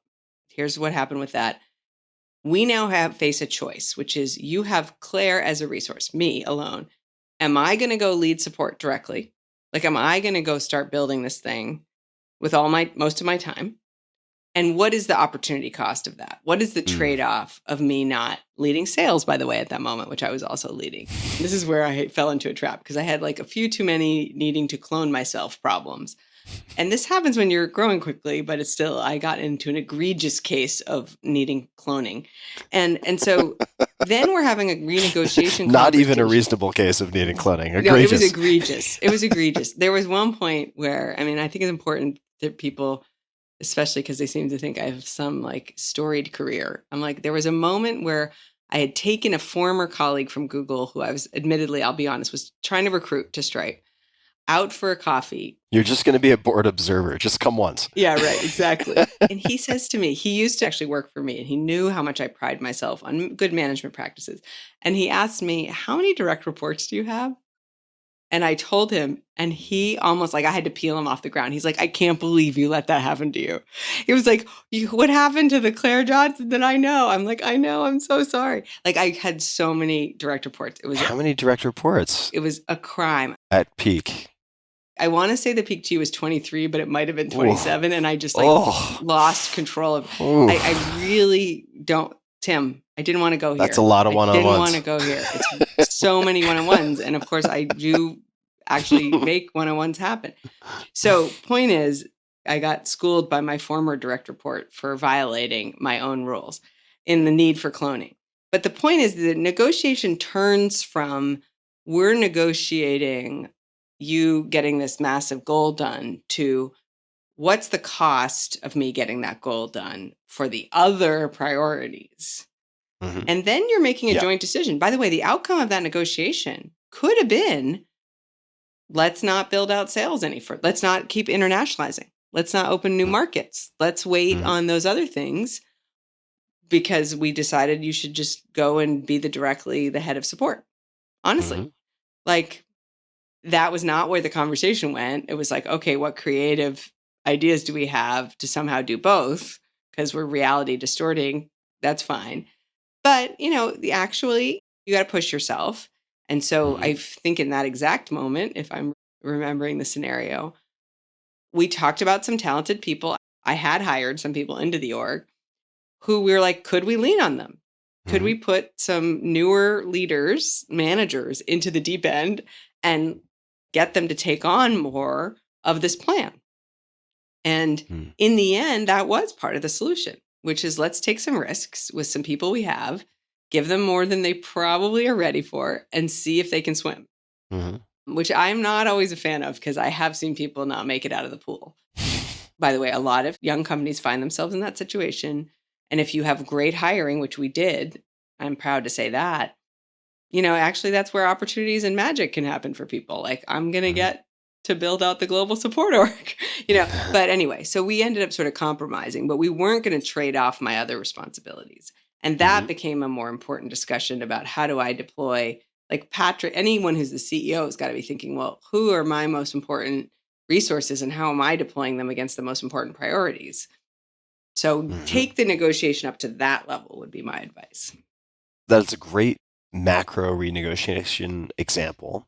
And we're not going to stay on this forever, but I want to spend a little more time on it. When you're renegotiating the next day, right? So we're moving down to the micro here. Yeah. What language do you use? Like you have a meeting booked, you got a lunch booked in Boston, you got this, you got that, and the other thing. When you reach out to these folks, what do you say? I think you want to, again, be a player, not a victim, and you got to take responsibility. So I think there is a version of saying, I mean, I don't love if it's the next day. That's rough, but I think you and I both know sometimes people canceled. Yeah, it could be the next week too, right? It's just broadly speaking. I do actually tend to look at my calendar at least a week ahead and sort of start renegotiating because I don't like to be the one who's like the morning of or the day before. But I think you sort of own it, whether this is an email, it's probably an email, but it might be a text. And you say, first of all, I am very sorry. I know we had time tomorrow on the calendar. I am staring at a list of priorities and I've realized I cannot make, like you're saying something that doesn't hopefully make them feel diminished and say like, I mean, I often will tell them there's this thing, like I am on this board in the middle of a transaction and I have to be on a phone call for 4 hours tomorrow. And unfortunately, I think I need some time to prep. Like I need some time to prep and I booked our lunch and it's not realistic that I'm not going to be able to be present at that lunch, right? Like it's not great. Like I try to give, like I'm probably over context people, but I think it makes you more human. It's like, look, I did this thing. I'm sorry. What if you don't have like a house fire to point to? What if you just look at it and you're like, you're not important. Yeah. I mean, like, yeah. But you get it. Like, you're like, why did I agree to why did I mail myself the letter bomb? Yeah, the Ghost of Christmas Past is coming to scratch at my door, and I'm realizing I don't want to moderate this panel in Tuscaloosa. No offense to Tuscaloosa, but you get the idea. No. Because I've got all this other stuff going on, and I just don't want to spend the energy. Yeah. What do you do in a case like that? Again, I try not to be the day before, but sure. No, let's say you look out and you're like, okay, this thing is in 2 weeks. I'm not doing this thing. Yeah. So my instinct is always to offer context and be a little bit vulnerable, which maybe is not expected. I think you also know there's I think women will get judged more for certain things.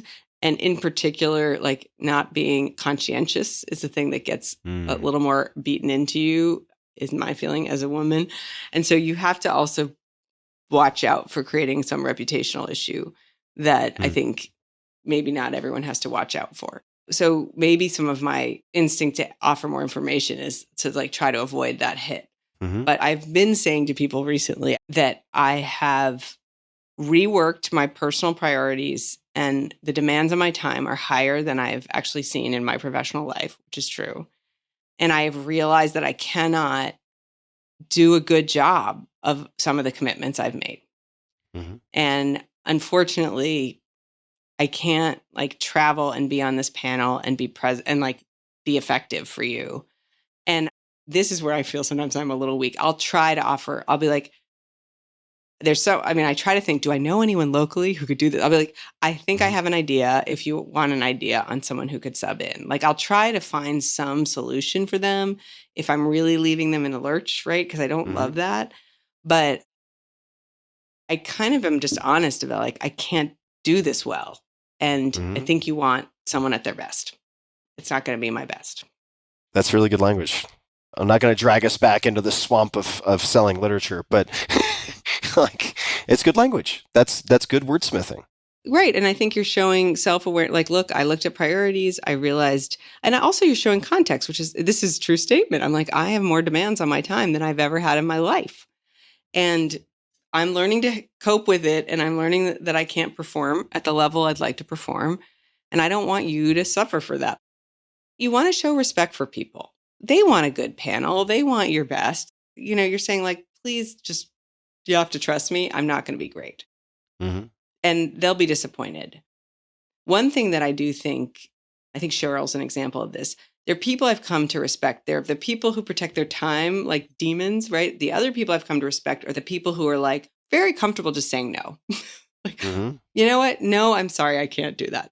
My hope for myself, my future self is like, I am not in the situation where I'm doing that renegotiation, right? Again, it goes back to being honest, taking time before you make the commitment, just saying no. But it's also with investments. Like a lot of founders will be like, or even nonprofits, they come and they're like, I want to tell you about our organization. And you're like, oh, that organization sounds amazing. And then you're like, but then do you want to waste an hour of your time and their time learning about it when you realize I don't have time to commit a lot to this organization? Yeah. What they would rather have is one, no, it's not on my list of causes that I support. Or by the way, two, I will give you X amount of money. You never have to meet with me. I don't actually have time, but it sounds good. Here's some money. Goodbye. Yeah. And they'll say, well, can you make that commitment for multiple years in a row? Sure. But maybe not. Like you say, well, let's learn, but I think getting faster at there's a pattern here, which is you want my money and my time. Am I willing to give any money or time? Yes, no. If I'm willing to get a little bit, just tell them and get out.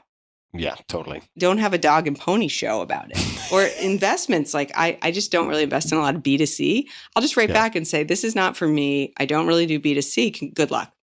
Yeah. And they're like, thank you. Because they didn't waste their time sending you a deck, sending you, Yeah, they're not chasing the Glengarry leads forever. Right. And so you think you're being an empath by saying, oh, let me hear your story. This is my trap. My personal trap is I think I'm being an empath, giving them 30 minutes. Let me hear your story. And in fact, the empathic thing to do is to say, I'm going to do a probability assessment. The chance that I'm going to invest / make a donation are sub 5%. No for you, no for me. And you don't have to think about it ever again. You don't have to email me tomorrow and ask me again, right? Like they're going to keep coming back. Yeah, absolutely. I love that. I'm so glad I asked. And a great answer. Also very useful answer. What are some other rules? We are going to back the car into the garage of self-awareness. It's okay. Because a lot of this pulls at the hem of self-awareness from a bunch of different directions. But you mentioned that there are certain rules you have because your kid is going off to college and therefore X, Y, and Z. Yeah. What are some of the other rules that you have for yourself around what you will or will not do? Well, I have a rule. This is more of just a self-awareness. I do get intuitive and I do jump to sort of judgments, conclusions, solutions quickly. So I have a rule that, especially if I'm in a position of leadership and I'm in a meeting and there's other people, instead of stating my opinion, I have to ask a question. Because if you're the senior person and you state your opinion, the whole thing is over. You're not really going to get right. Yes, Steve, we can ship it in 5 minutes. Exactly. Here's an iPhone. So that's a rule. Could you give an example of what that would? Because you could also ask a question in a way that makes it clear. It's your strong opinion, yeah, right? So what might that look like? They're kind of looking to you. They say, I think we need to X, and you're looking at you. And you say, I have a thought. I do. I'll share it. But actually, I'm interested in what you all think we should do. Mm-hmm.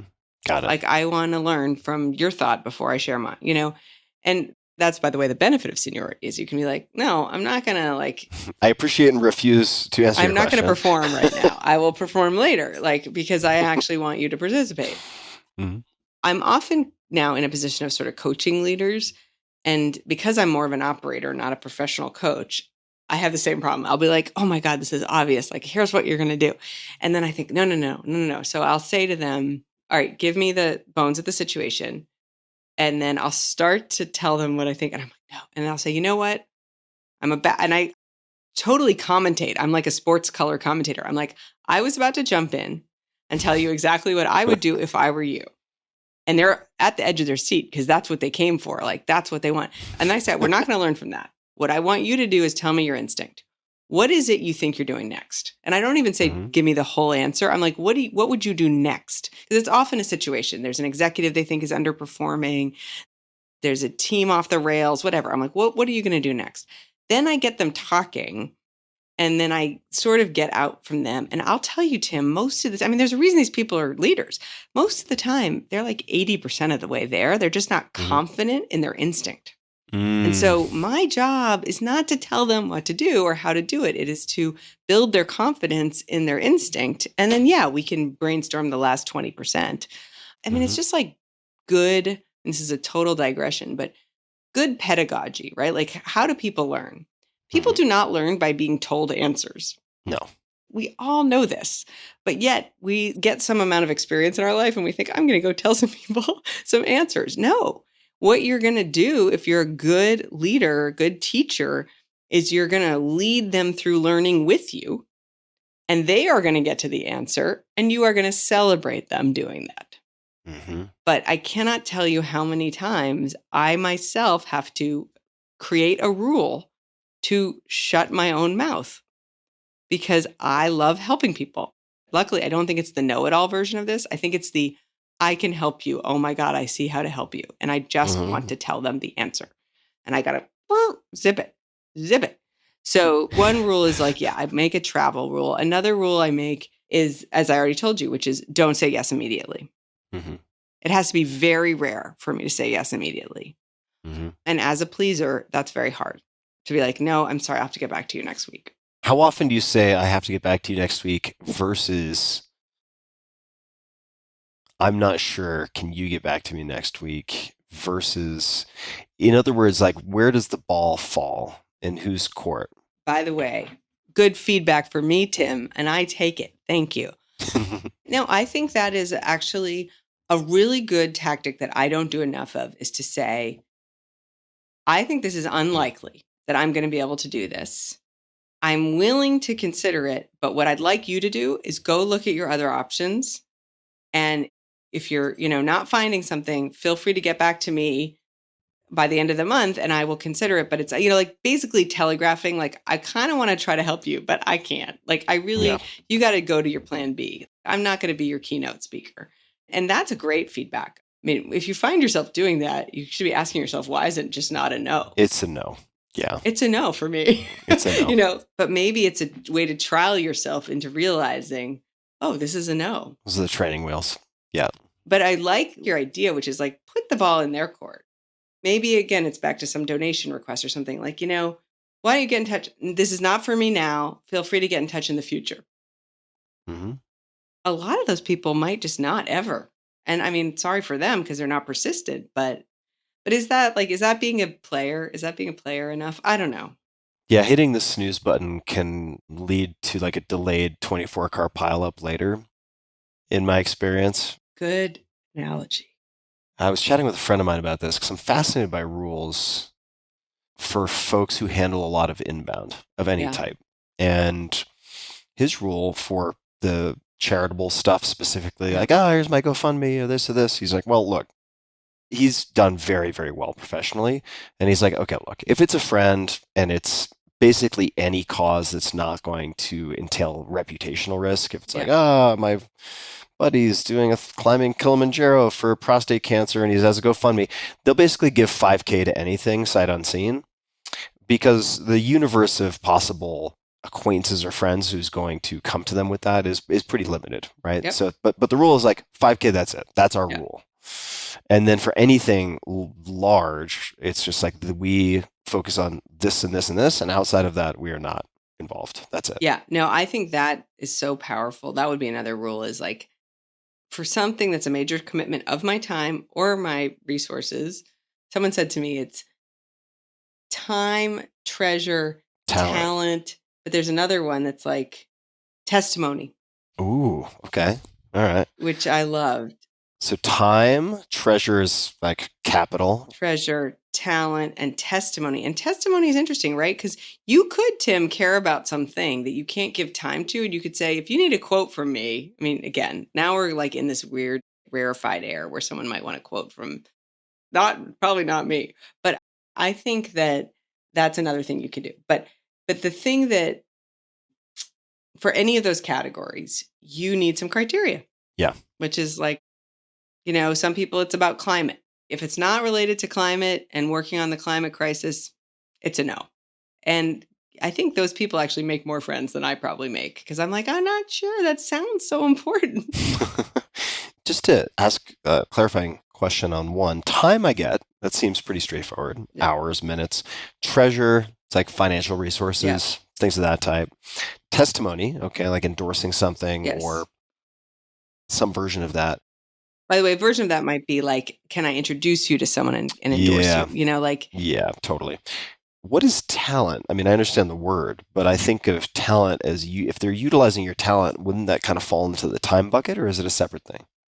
I had a similar question because this was a friend of mine who was like facilitating this workshop with people trying to think about what their criteria were for like, what am I going to spend my time on? I think that the version of it is you say to someone, I agree with you. Like, I can't really deploy my particular talent without putting some time in. But the example was, say you are like very good at some specific thing and the thing takes you, less than 30 minutes. They're like, all right, I don't want you to join my board, but can you read this press release and tell me, is it good or not? Mm-hmm. I can't give you my time. I can't join a board. I can't commit to a regular meeting. This is almost what I say to some of the founders I work with. I'm like, don't expect me to read the newsletter and try to volunteer for all the things you need. But if you think my particular talent is going to be useful, and here's what it often looks like, Tim, is they send me profiles of people they're thinking of hiring, and I give them a 5-minute Claire assessment. And so that is my time, but I don't get on the phone. I'm just like, here's the questions. Usually how it comes back, because I'm all about questions, is here's the 3 to 5 questions I'd have about this background. Mm-hmm. If I'm you and I'm hiring for this role, I'd like, why did they move around 5 times? Why did they stop doing that job? Why did, I would just give them interview questions and then I would back away. So you're right. It takes me a minute, but you probably have a version of that. Like I've heard people text you with very specific, like which supplement should I take or which, should I intermittent fast? Yeah, I get that kind of stuff.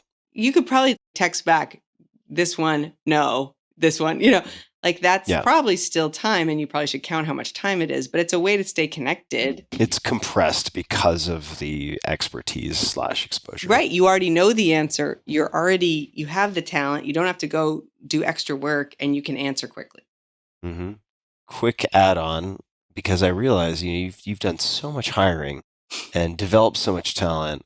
I'm so curious how you spot bad apples or elicit negative feedback or infer negative feedback when in the US it is so incredibly difficult to get honest negative feedback from anyone because they're so concerned about liability. You're talking about like references. Hiring, yes, references. Yeah. Exactly.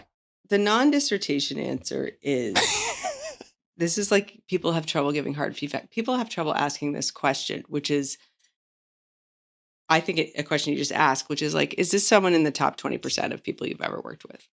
Mm-hmm. And then they say yes. You say top 10. And then if they say yes, oh, so is it top 5? And then they're like, because what happens is when people are asked for a very specific, quantifiable ranking of something, they don't like lying. Mm. And so what I think happens is we're not comfortable asking for ranking questions sometimes about humans, and I don't love them actually in most contexts. But in this case, I'm like, I'm going to pin you down on how good this person really is. Mm-hmm. And how they handle, and you could go just to top 5. Mm-hmm. I think that's the short answer. I think the other answer is you say to someone, you put them again in the role of, you say, look, I'm going to be their manager. You are their manager. What's the thing I could do that's most important to help them? That's a good question. And people will say some very revealing things because all of a sudden they're back being the manager of the person. And they're like, well, I'll tell them to really be more truthful when things are off the rails. You're like, what? Yeah. And then you'll sort of get going. You'll be like, tell me a situation where you had to use that advice. Like what, anyway. So those are two. One very specific, Excellent. pin them down, and one a little more tricky. So good. Oh, deft. Very, very elegant. All right. As promised, the garage of self-awareness. That is the very strained analogy that I used. And tell me if this ties in. I'm curious what good answers to this question might be, but I do want to talk about self-awareness, so we can go into it however you would like. Because it's sort of the foundational layer for everything that is built upon it, or it seems that way to me. Yep, that's my hypothesis. Yeah. So actually, I was going to ask you about the question, when have you seen me do my best and worst work? But we can come back to that. I'm going to bookmark that. Maybe we'll get to it, maybe we won't.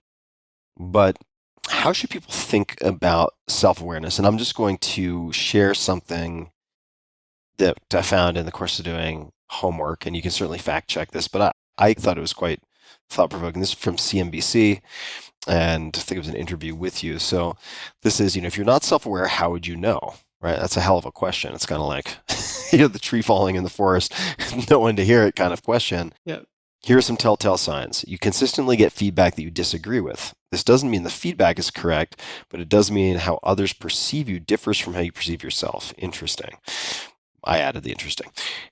You often feel frustrated and annoyed because you don't agree with your team's direction or decisions. You feel drained at the end of a workday and can't pinpoint why. You can't describe what kinds of work you do and don't enjoy doing. So that's setting the table, or maybe just piquing people's curiosity. Yep.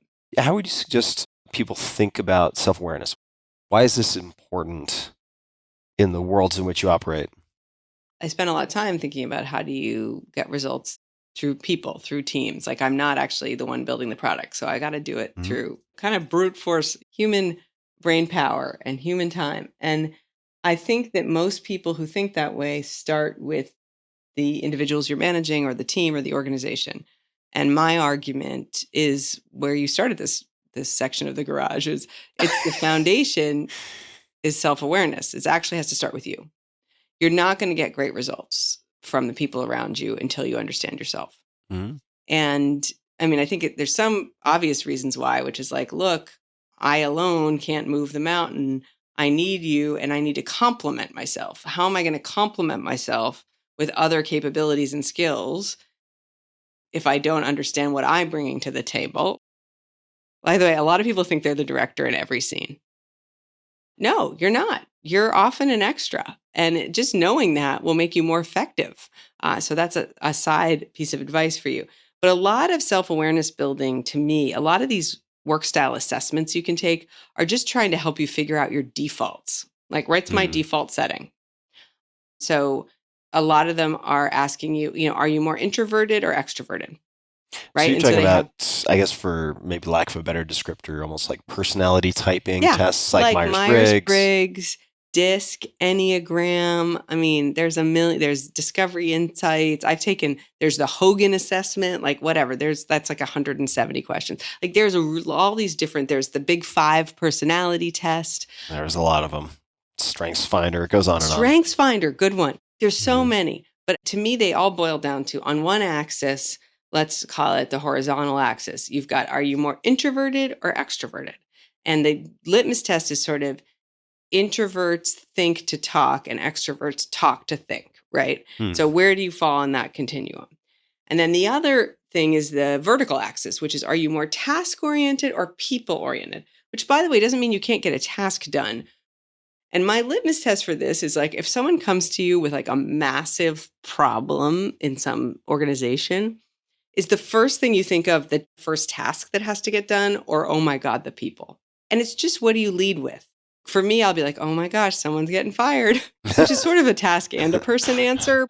Anyway, but I would say, sorry, I'm being very negative today. I would negative. Say it sort of boils down then. And then you think, okay, what quadrant am I in? Am I a more extroverted, task-oriented type person, or extroverted people? By the way, a lot of extroverted people-oriented people are excellent at sales. Makes sense, right? Their default is I love getting stuff done, talking to you. Like, yay, be a sales. And then you've got your introverted task-oriented people. Where do a lot of those people work, Tim, do you think, introverted task-oriented people? Engineering, programming. Engineering, finance. Give me a spreadsheet and I will rule the world.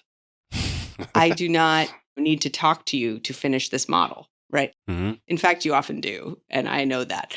And so that's the other thing is you have to be really careful not to stereotype with any of this and not to generalize. But I think it helps any human. Frameworks are useful for a reason, which is I am comfortable sort of saying, okay, where can I place myself in these quadrants? And then what does that mean my default setting is? And by the way, the people around me have different default settings.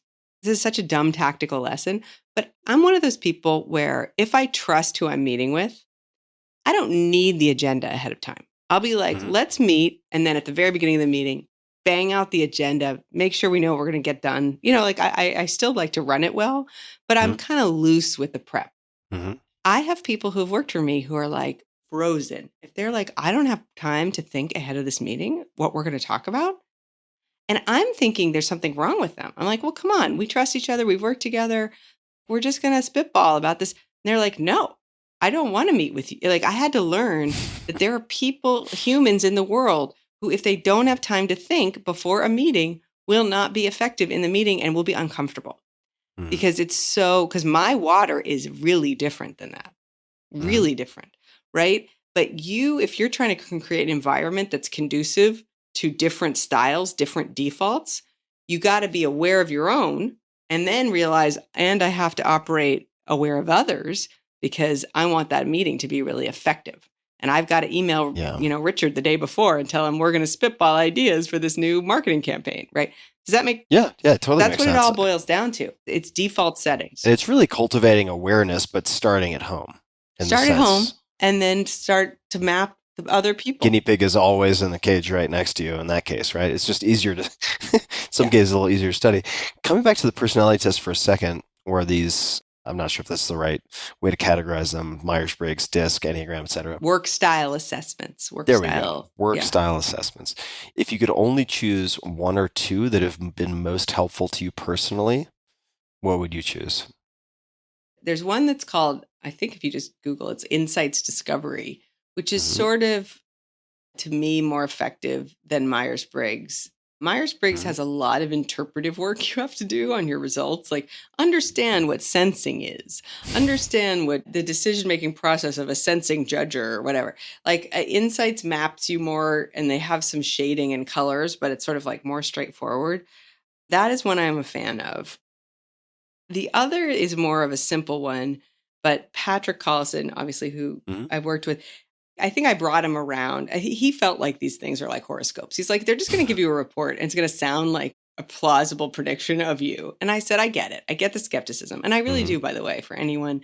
And actually, I think there's value in getting a horoscope, which is like, well, how does it actually make me feel? Like, do I agree with it or not? What am I really? Like, it actually is part of a process, in my opinion. Yeah, there's a prompt, like a Rorschach prompt. Yes, it's a prompt. And how you react to it is interesting, right? Like, you're like, I am finding love this year, or am I not? But point is, he then did some research and there is the Big Five personality test is very simple. It's available for free online, as far as I can tell or I've seen.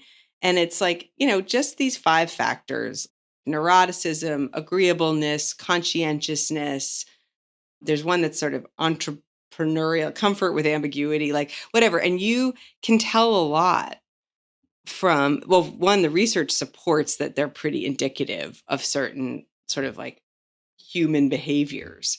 And I think this should make, like, you and I have had a lot of conversations in this discussion about things like saying yes too easily.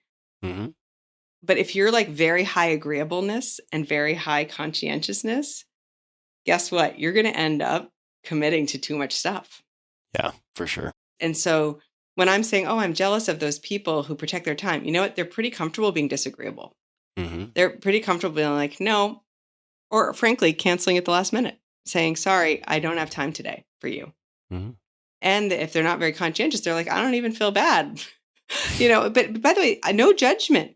A lot of founders are really good about being like, look, I'm doing the most important thing that I got to be doing today.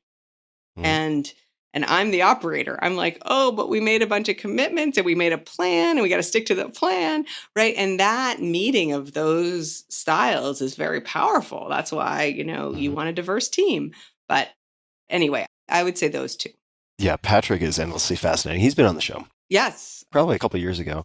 Boy, oh boy, does that man read. I know. He is a voracious consumer of knowledge. He is. He puts the rest of us to shame. You know what, though, Tim? I bet he's never seen John Wick. So we have that.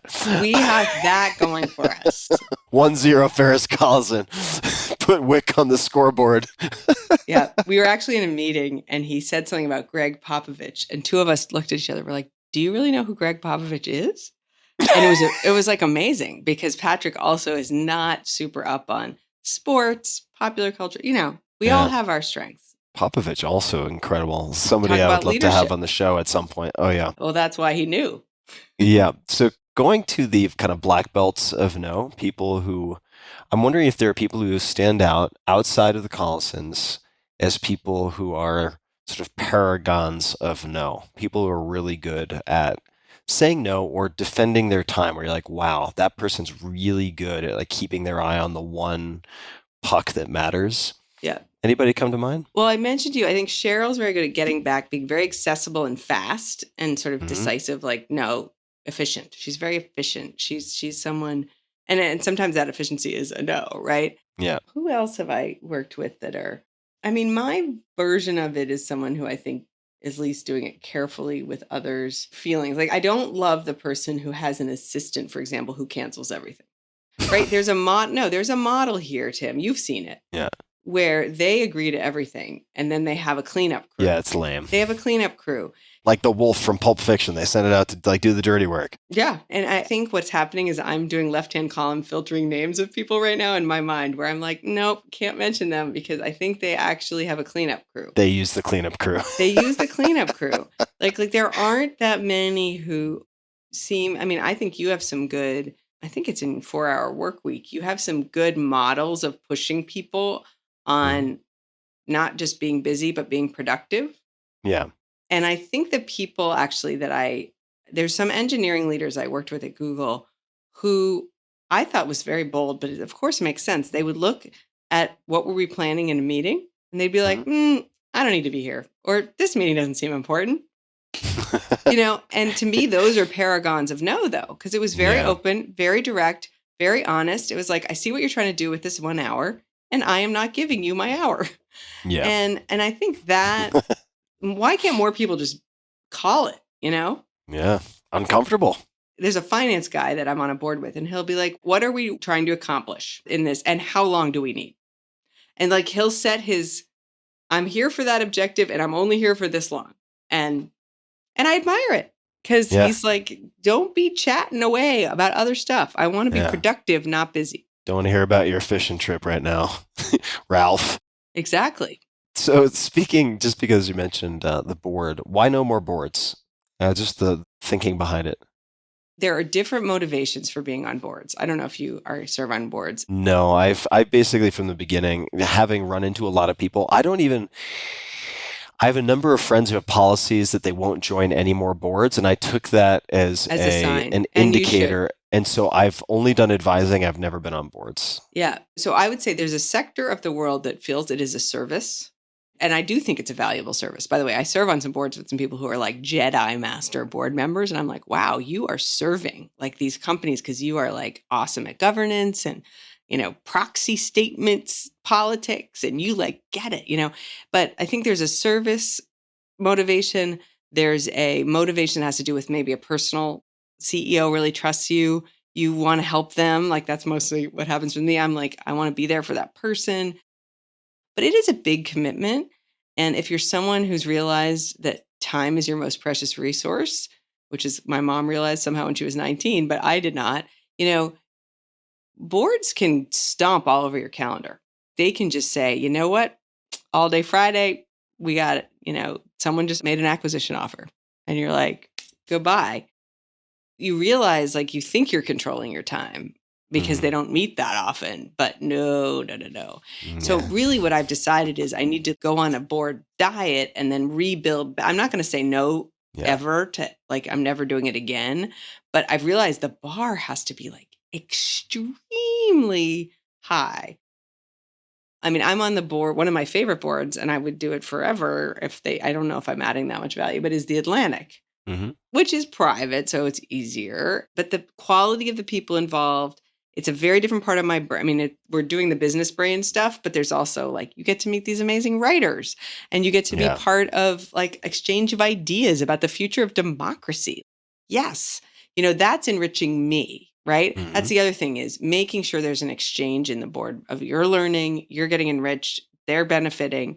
And I don't think it's easy to always get that balance right. And so you just have to be careful. I think you just have to be. And I think I just didn't realize the level of commitment, not just time, but sort of to do it well. I mean, it goes back to renegotiating. So what I'm doing is I'm saying no more boards until I've renegotiated some of my current commitments. And then we'll see. That's also very powerful language right there, right? Like categorically, I have a policy of saying no to X until I've A, B, and C. That's right. Done deal.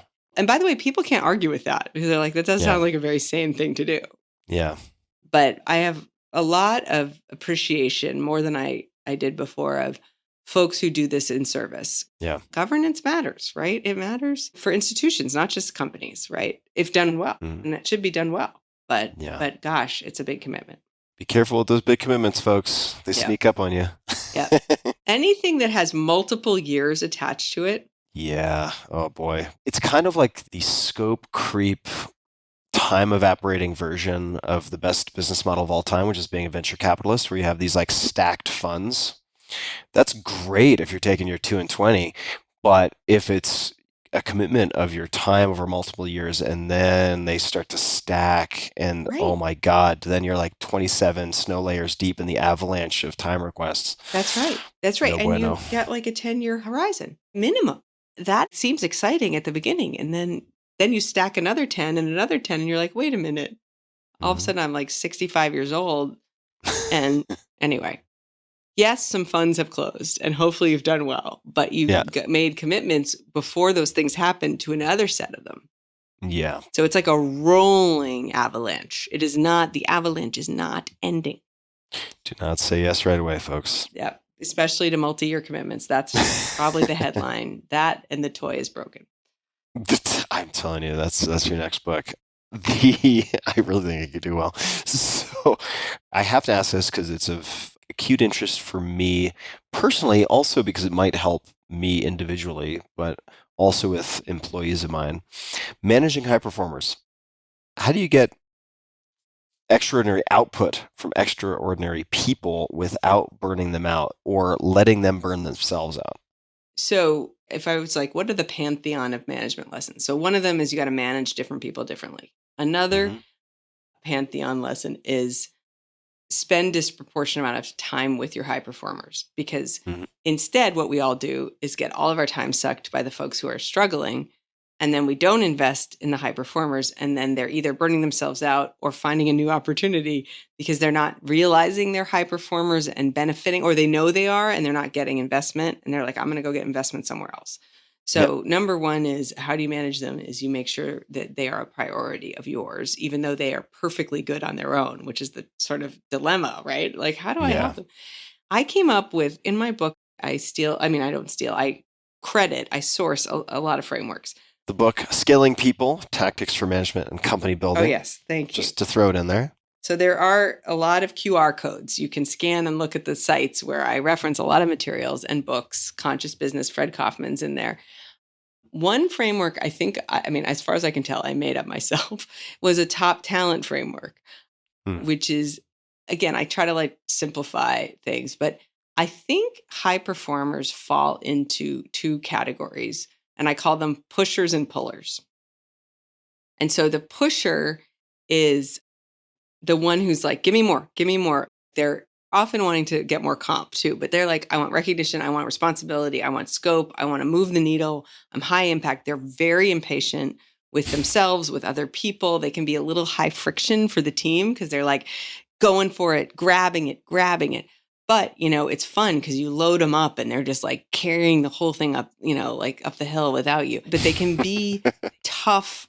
My main coaching often ends up with them is saying, until I believe that the people working with you love working with you, I don't think you're succeeding. And they're like, what? Because they're all keeping score, but they're keeping score in the sort of maybe early in his life, Tim Ferriss version. I don't know. Oh, no, that's a fair assessment. I mean, I think I am a pusher as an entrepreneur for sure, and that I've learned how that can be a liability, right? It can be a huge superpower and it can be a huge liability. Right. And your job is to sort of, like I say, giving direct feedback is holding up a mirror and just being like, here's the beauty of you and here's the liability part. And if you can't show me that you can work on the liability part, I can't keep loading you up. Because in the case of the pusher, yeah, they might burn themselves out, but they actually like burn out the people around them. So that's the pusher. The puller, it's funny, this happened to me in a couple of conversations I've had. I'm usually being interviewed by someone who's like the pusher and I'm the puller. But anyway, I'm the puller, is someone who, no complaints, you load them up and they're like, yep, I got it. But they're not asking for it. They're not grabbing it. They're not pushing, but they're highly competent. They're very organized. They're very consistent, reliable. And they have good judgment. And you're like, okay, I know that person won't screw that up. I know that person will get the people to the party and whatever it is. And you just start loading them and they don't renegotiate. They don't know how to say no. And then they explode. Like they basically implode or explode. That's what I've run into with past employees. Yep. And there's some, like I went through a period of my own development where I was like, I think of it as my martyr period, where I literally, I don't know who I thought I was martyring myself for, like everyone else. I would be doing all this stuff for my colleagues, for my team. And I was like, no one appreciates, like, I don't know. And I eventually had a really good open conversation with a guy, not my boss, who worked with me. And he's like, did I ask you to take that on? Like you just started running that project, or you run our planning process, or like, did someone ask you? And I'm like, well, no one was doing it. So I'm doing it. I was like, And he's like, and why do you feel like you have to do that? I was martyring myself for nothing. Like, I think martyrs at least are celebrating like a god. I was like sacrificing myself on the altar of someone didn't do the work, so I'll do it. It was very bad, very bad. And I was resenting the hell out of my colleagues. I'm like, I mean, this happens in relationships. I mean, it's like the who's going to take out the garbage thing. But I designated myself the garbage collector for like a whole set of things, partly because I thought that was part of my job, but still it was not good, not good. Anyway, the puller will implode / explode, and you might not be able to save them if it gets too far. So your job with them is like, look, let's work on delegation skills. Let's work on saying no. Let's work on boundary. Like, look at me. Let's work on rules, boundaries. How do you not be the person carrying everything, doing 3 jobs, right? Yeah.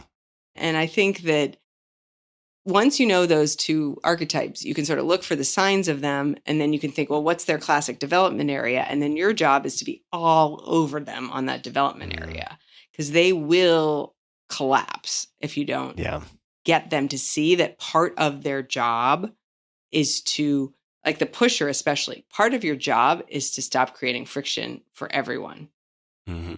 Yeah. Like for me, I really started to take exercise seriously when I decided it's part of my job to be like a better leader. I need to get a certain amount of exercise, and now I will make time for it. And I think a lot of these types are like, I'm going to do everything to win, these pushers. And you're like, you know what?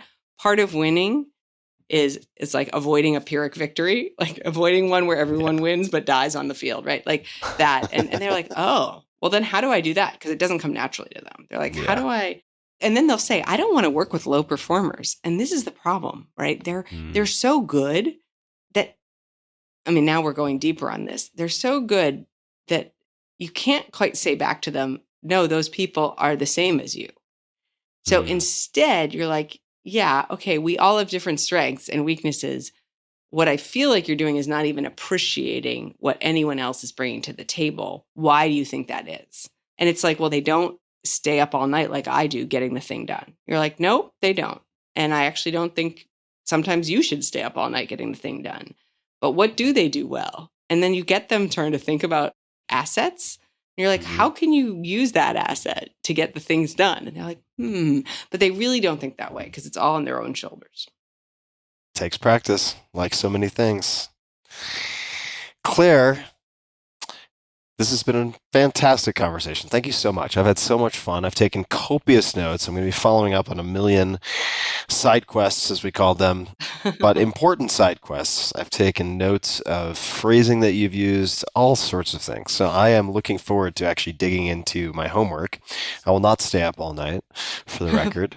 I'm trying to also health first, sort of foundational along with the awareness. Yes. Having the vehicle to do the things you want to do. Your book, which I highly recommend to folks, it's incredibly tactical, scaling people, tactics for management and company building, tons of templates, tons of frameworks, lots of specifics that you can apply immediately. People can find you, correct me if I'm getting this wrong, but on Twitter at @CHughesJohnson. We'll link to LinkedIn as well. Are there any other websites or anything else that you'd like to point people to? The Stripe Press website, you can find Scaling People, and you can find, actually, I did interviews with a bunch of leaders. That there's digital only content, which we can give you all the link to that. But beautiful. But no, thank you, Tim. This has been wide ranging as promised and stimulating. And I've got some recommendations I'm walking away with. So thank you. Oh, thank you so much, Claire. And for everybody listening, we will link to everything in the show notes. This will be encyclopedic. And you can find that at tim.blog/podcast. And you just search for Claire, and this will pop right up, and you'll find everything that we discussed. And until next time, be a little bit kinder than is necessary, not only to others, but also to yourself. And as always, thanks for tuning in.